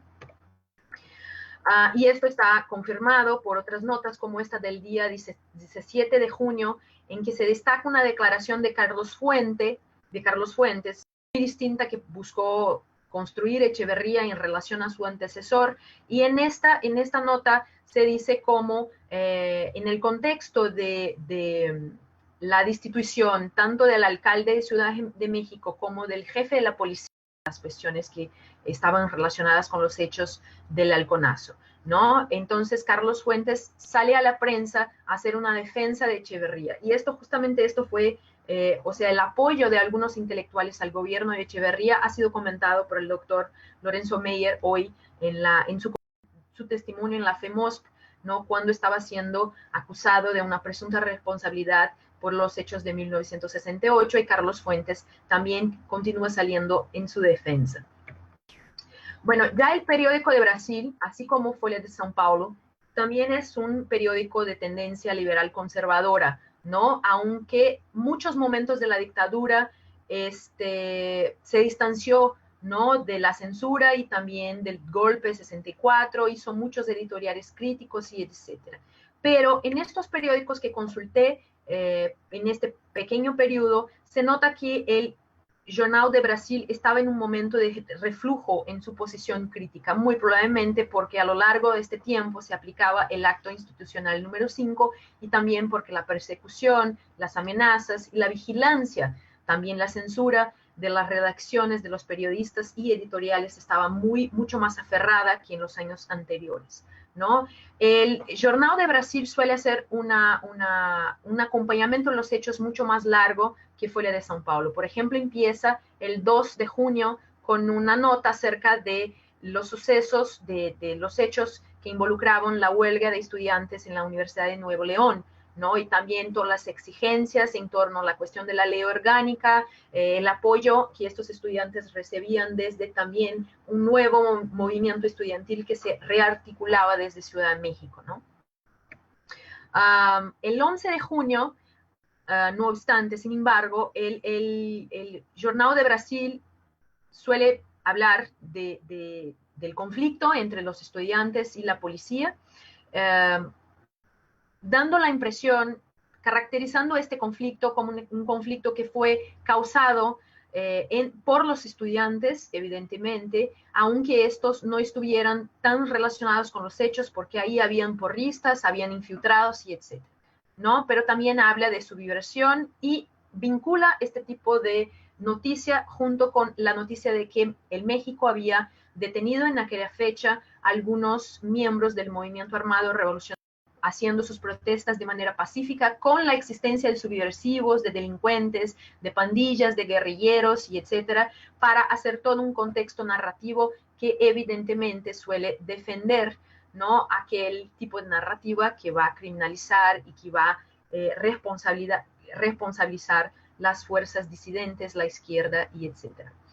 El 12 de junio, el Jornal do Brasil trae una otra noticia hablando de estos disturbios que postergan un encuentro entre Echeverría y el presidente Anastasio Somoza de Nicaragua, el dictador Somoza de Nicaragua, y por eso, y eso estaba claramente, en este reportaje se habla de algunos grupos estudiantes que iniciaron tranquilos una manifestación que resultó en muertes por la participación de grupos espancadores o grupos porristas vinculados a la organización derechista del Movimiento Universitario de Renovación o de Renovadora Orientación, el Muro. Entonces, esta es la primera noticia en la cual sale el nombre del Muro, ¿no? Aún así, aún con las informaciones acerca del Muro, se nota que los reportajes también suelen seguir esta tendencia de no dar exactamente las responsabilizaciones acerca de los hechos sucedidos. 2 minutos, y más, vale, gracias. Y más una vez, lo que se nota en la narrativa del Jornal do Brasil es exactamente lo que ha pasado con Folha de São Paulo. O sea, la construcción de una narrativa que al final intenta proteger, intenta defender el gobierno de Luis Echeverría. Entonces, con este reportaje del día 14 de junio se narra el encuentro de miembros de la Confederación Nacional Campesina y de la Confederación Nacional de Organizaciones Populares, bien como representantes del PRI, ¿no?, para expresar el apoyo de estos trabajadores, de estas organizaciones laborales al gobierno de Luis Echeverría.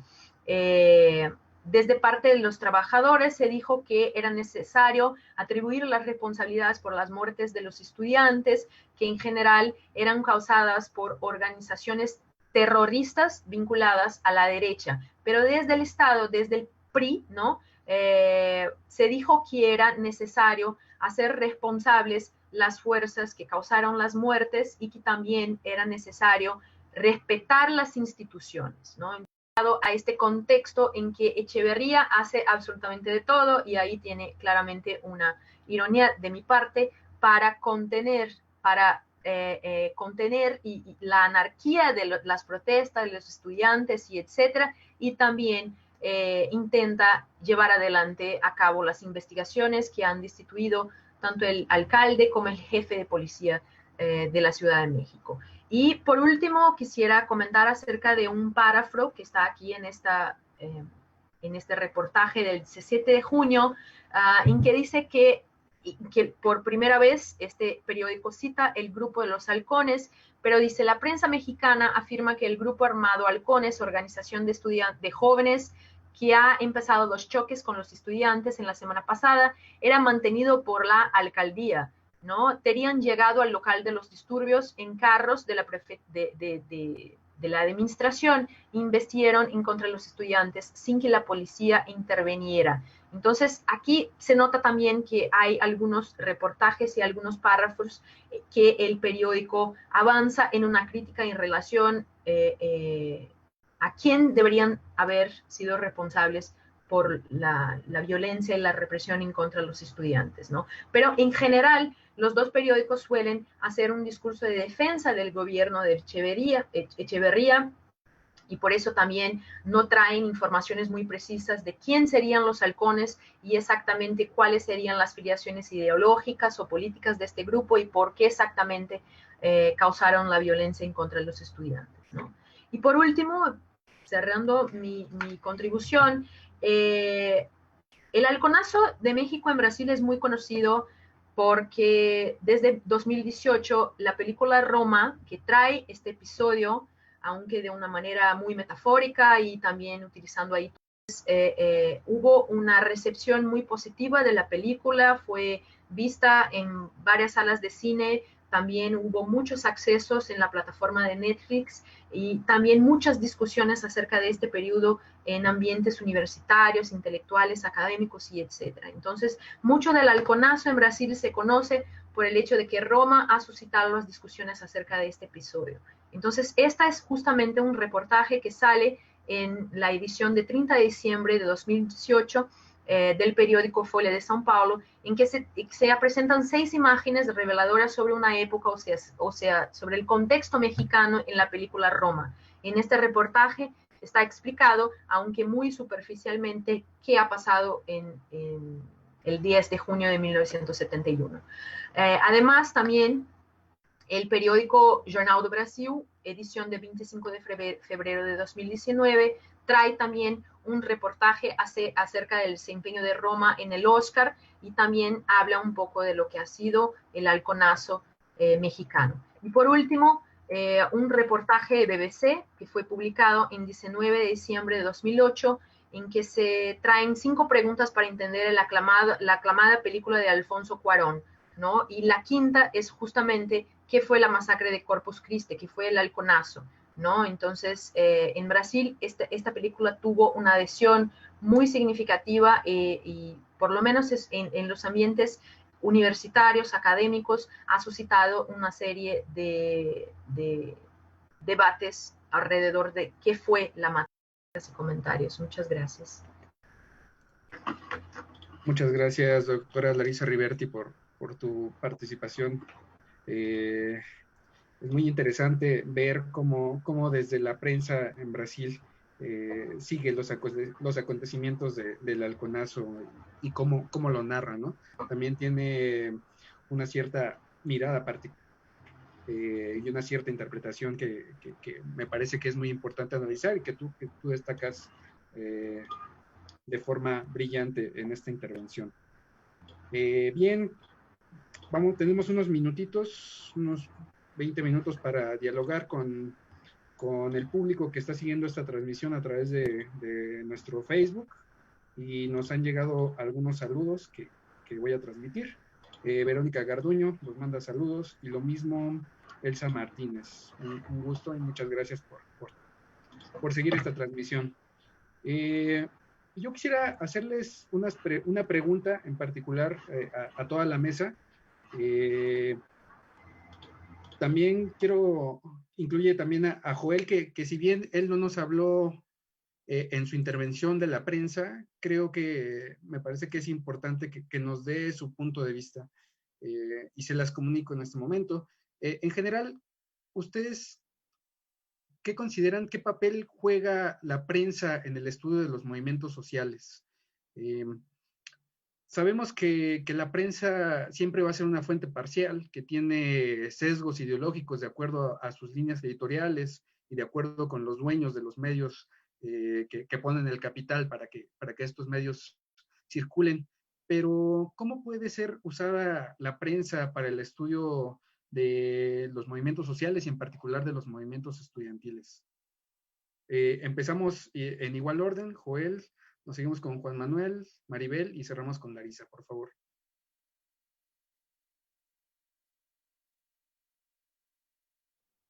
Joel, ¿estás por ahí?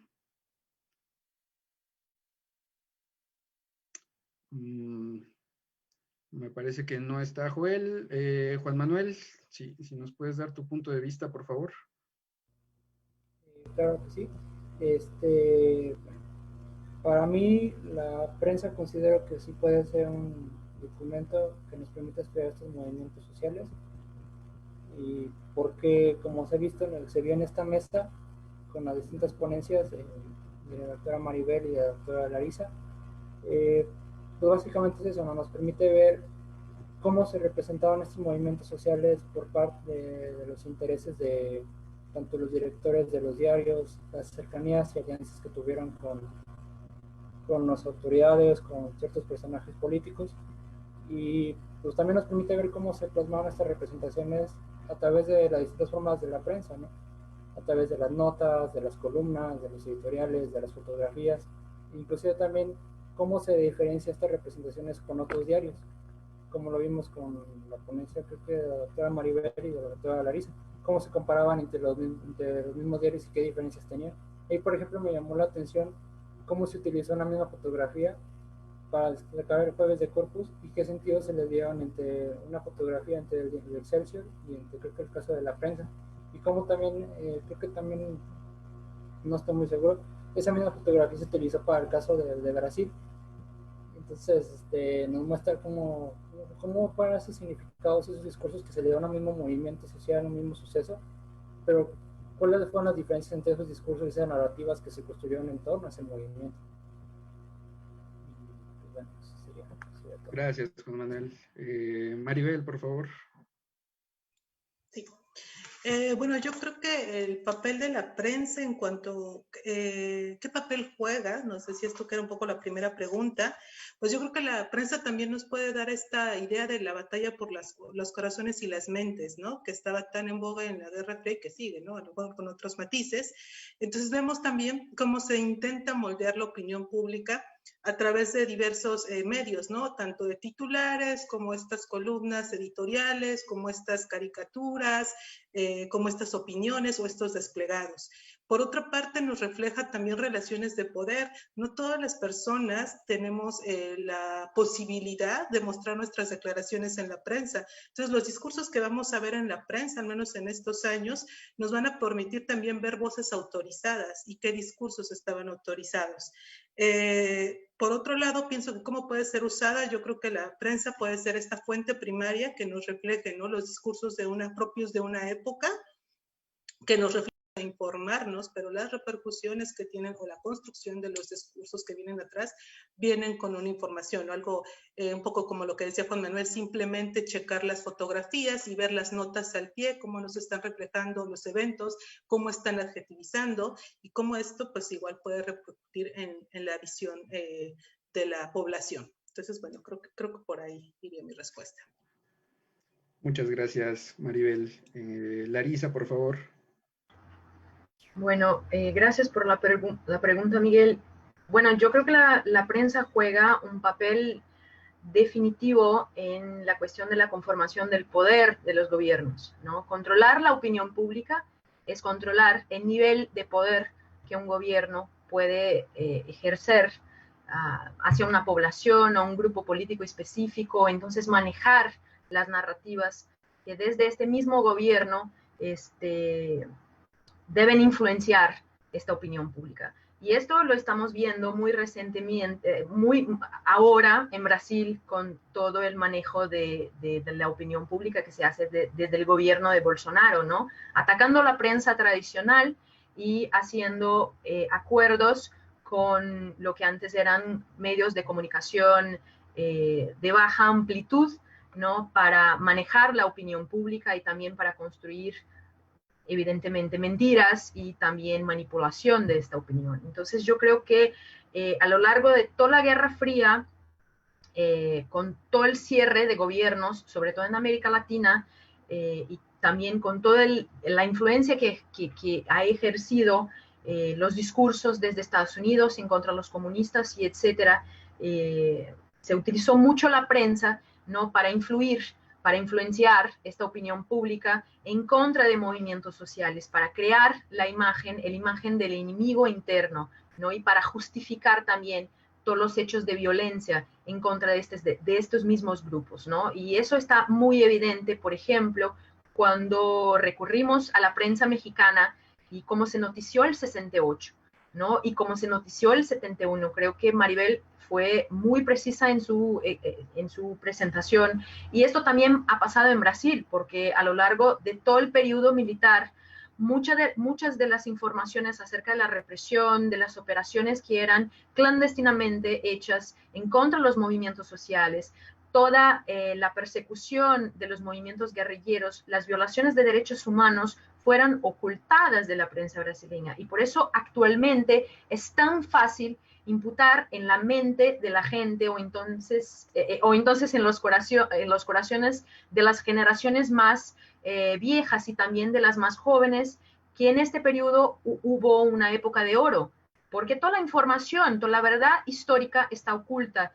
o entonces manipulada por la gran parte de los medios de comunicación. Entonces creo que la prensa es sobre todo un medio a través del cual se puede ejercer y construir el poder de estos gobiernos, ¿no? Muchas gracias, Larisa. Joel, no sé si alcanzaste a escuchar la pregunta que les planteé. Si no, te la repito nuevamente. ¿Tu micro está apagado?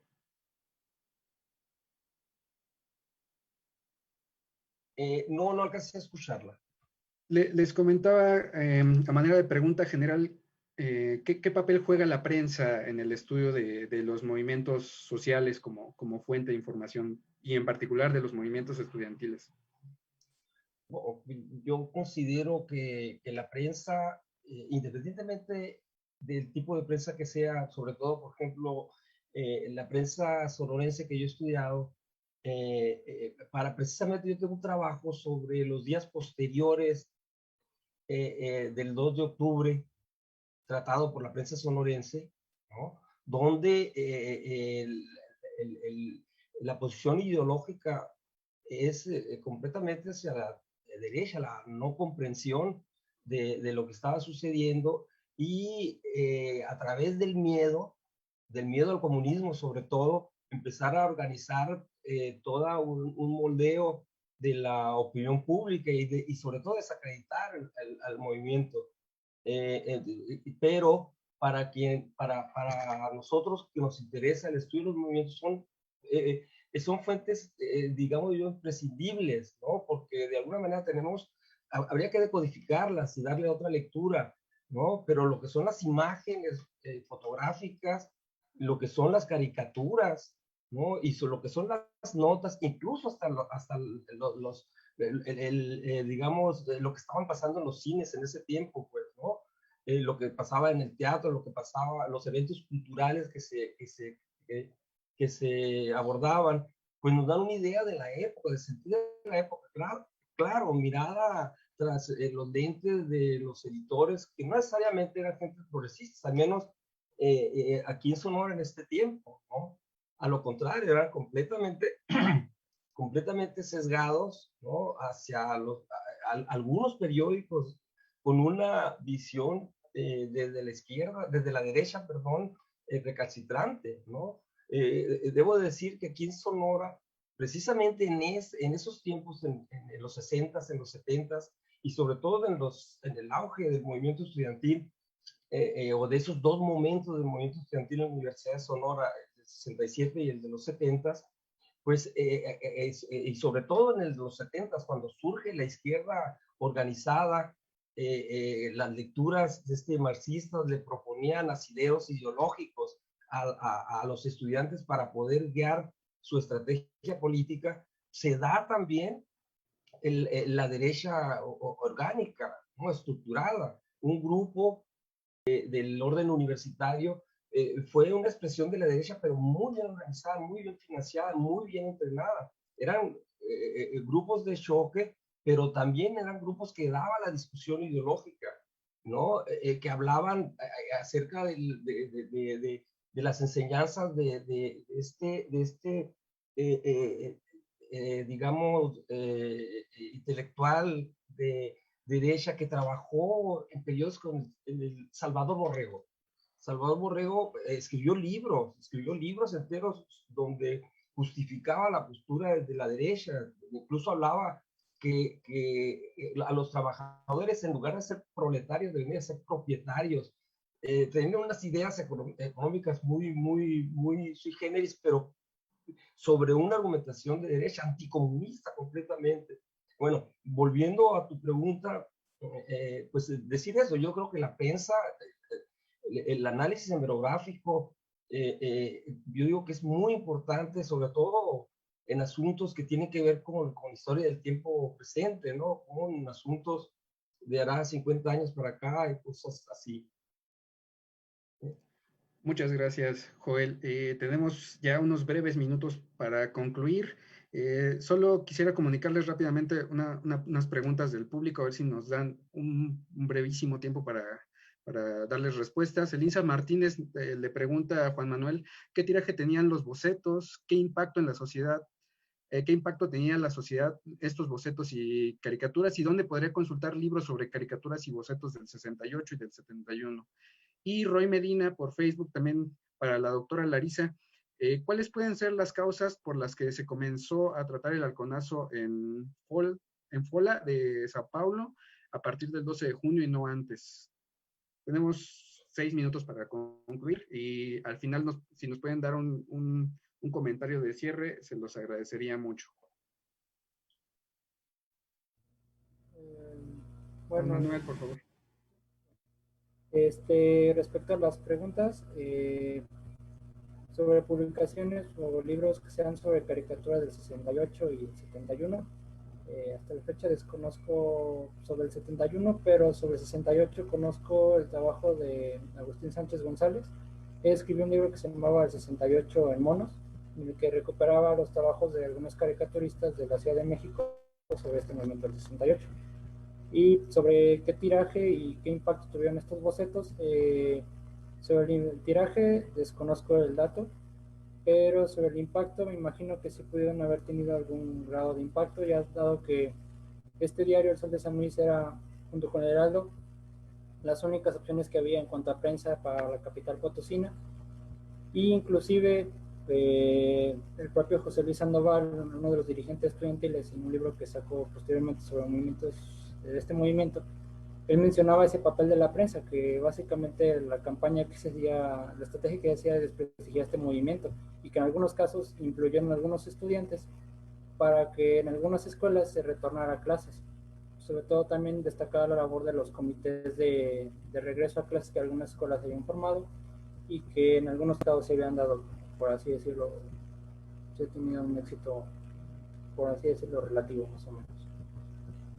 Gracias, Juan Manuel. Doctora Larisa, por favor. Hola, gracias. Agradezco la pregunta y bueno, cuando yo estaba investigando las repercusiones del 68 en la prensa brasileña, o más bien cómo la prensa brasileña ha producido narrativas acerca del 68, se hizo muy evidente las diferencias editoriales entre estos periódicos. Por ejemplo, Jornal do Brasil fue el periódico que hizo editoriales destacados acerca de esta situación. ya Folha de São Paulo fue un periódico que trató de poner en destaque algunos reportajes sobre los episodios más importantes alrededor de lo que ha conformado el movimiento estudiantil de 68 y sobre todo acerca del 2 de octubre. Eso porque Folha de São Paulo es un periódico que tiene características editoriales que nos muestran cómo este tipo de periódico está mucho más preocupado en tratar asuntos que tienen que ver con las cúpulas de poder y las élites políticas o entonces las negociaciones políticas y económicas que propiamente los asuntos involucrados con movimientos sociales, características sociales, sociedad, por ejemplo. Entonces creo que más bien es una opción editorial, es una característica de estos periódicos que nos enseñan que ellos tienen preocupaciones y compromisos con asuntos distintos, ¿no? Entonces creo que Folha de São Paulo sigue esta línea editorial muy parecida con lo que fue su línea haciendo la repercusión de los hechos del 68, porque en el 71 la dimensión del movimiento estudiantil fue mucho menor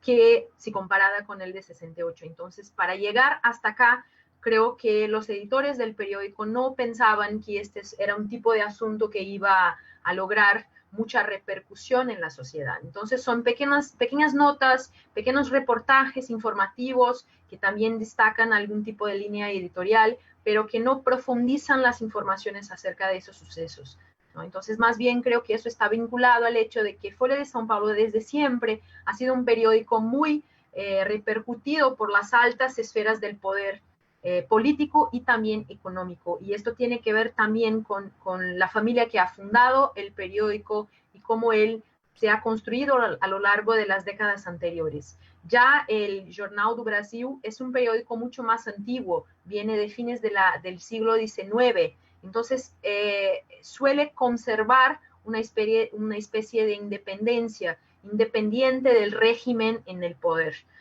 Aunque en estos reportajes que vimos, Jornal do Brasil hizo una narrativa muy neutral, o a veces de defensa al gobierno de Luis Echeverría y criminalización de los movimientos estudiantiles. Este es un periódico que se preocupó a lo largo de toda su existencia con los contenidos, ¿no?, que tienen que ver con movimientos sociales, con las disputas políticas e ideológicas, y no tanto con las esferas del poder, del autopoder, tanto político como económico. Entonces creo que más bien esta cuestión se puede responder teniendo en cuenta las líneas editoriales de ambos los periódicos, ¿no?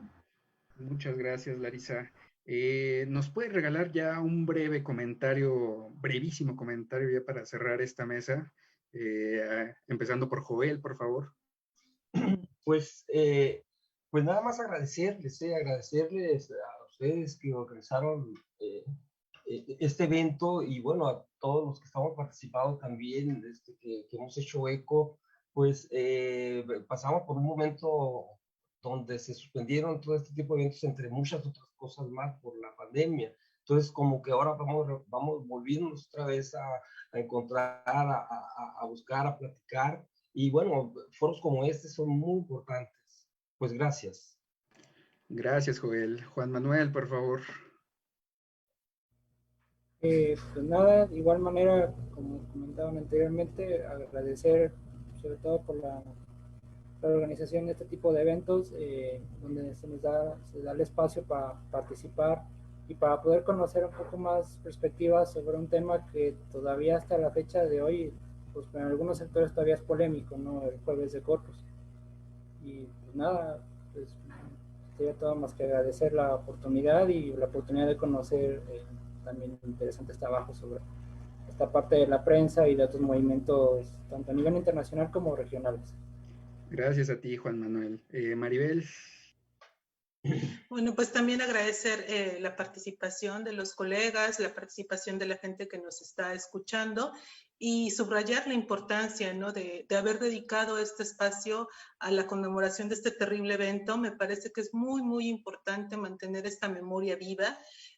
no dejarlo en el olvido. Justamente cuando yo empecé a hacer ese trabajo, había hecho algunas encuestas con estudiantes acerca de cómo se acordaban, y lamentablemente muchos lo tenían en el olvido. Y tener presente el jueves de Corpus tiene que ver también con tener presente la historia de México, la historia también de la construcción de los discursos, de los enemigos para la nación, de los enemigos para el Estado, y en eso hay que ser sumamente cuidadosos siempre, ¿no? Siempre estar como muy atentos y con una mirada muy crítica hacia los medios de comunicación, eso por un lado. Y por otro, también repensar el papel de México durante la Guerra Fría, ¿no? Que creo que eso es algo que se ha estado subrayando continuamente, pero viéndolo no solamente en la política exterior, con esta faceta de un país receptor de bienvenida a los exiliados, sino como un país que también desarrolló su propia dinámica anticomunista y que la aplicó hacia sus habitantes, ¿no? Construyendo y legitimando a través de un discurso propio de la Guerra Fría. Y pues muchas gracias, ¿no? También comparto como Juan Manuel lo nutritivo y enriquecedor de este evento. Muchas gracias a ti, Maribel. Suscribo tus comentarios. Larisa, por favor, un brevísimo comentario de cierre. Me gustaría de agradecer a todos y todas. El evento es una oportunidad muy buena de discutir esta rememoración, ¿no?, de los eventos del 71, del Halconazo, en un momento que desafortunadamente América Latina vive un reflujo, una guinada conservadora una vez más, ¿no? Y cómo nuestros gobiernos insisten en tratar con violencia y represión los movimientos sociales. Es algo que está pasando en Brasil con un gobierno claramente fascista, ¿no? Es algo que pasa con los gobiernos neoliberales de América Latina de manera general, como lo que estamos viendo en Colombia, por ejemplo, con muchas muertes, lo que es totalmente reprochable, ¿no? O sea, lo que pasó en Chile, lo que sucedió en Perú y lo que está pasando con estos estudiantes en México ahorita, ¿no? En el momento que estamos celebrando la lucha estudiantil de 71 y rememorando estos terribles sucesos,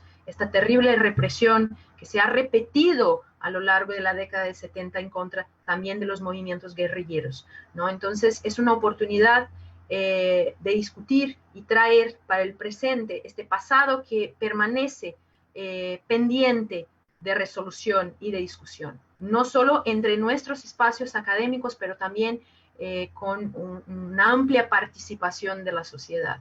Es un poco triste hablar acerca de eso porque nuestra situación regional es una situación que no avanza en los derechos humanos, que no avanza, desafortunadamente no avanza en el manejo de las soluciones para las peticiones y demandas desde los movimientos sociales que son siempre tratados con represión y violencia. Pero aquí estamos para intentar cambiar este tipo de situación, aunque sea cambiando ideas, ¿no? Desde México, desde Brasil y de otros países de la región. Entonces, agradezco una vez más a los compañeros, a las compañeras y también a la gente que nos está viendo y a toda la organización del evento. Muchas gracias. Qué importante y necesaria es tu reflexión, Larisa. Yo también comparto tu punto de vista. Y bueno, desafortunadamente el tiempo es muy cruel y siempre nos está aquí presionando para tener que cerrar. Es una lástima no poder continuar con esta charla, pero ojalá y en otros espacios podamos seguir dialogando acerca de estos temas que son sumamente importantes para nuestro presente. Bien, no me queda más que agradecer a nombre del Seminario Nacional de Movimientos Estudiantiles el seguimiento del público que nos hace a través de redes sociales y agradecer particularmente a todo el equipo técnico de la FES Aragón que ha hecho posible estas transmisiones y que nos ha estado acompañando a lo largo de esta primera jornada y nos va a seguir acompañando en los próximos 2 días. En especial quiero agradecer a Verónica Sánchez Martínez y Antonio Vargas Peralta, que se encuentran detrás de los controles, y a mi colega Ana Gabriel Carrillo, quien nos monitoreó y nos ayudó a transmitir los comentarios del público. No me queda más que invitarlos a seguir las próximas jornadas. Estos foros van a continuar el día de mañana y el viernes también, en punto de las 9 horas, por este mismo canal y por el Facebook del Congreso Internacional. Muchas gracias y se despide su amigo y seguro servidor Miguel Ángel Ramírez. Hasta la próxima.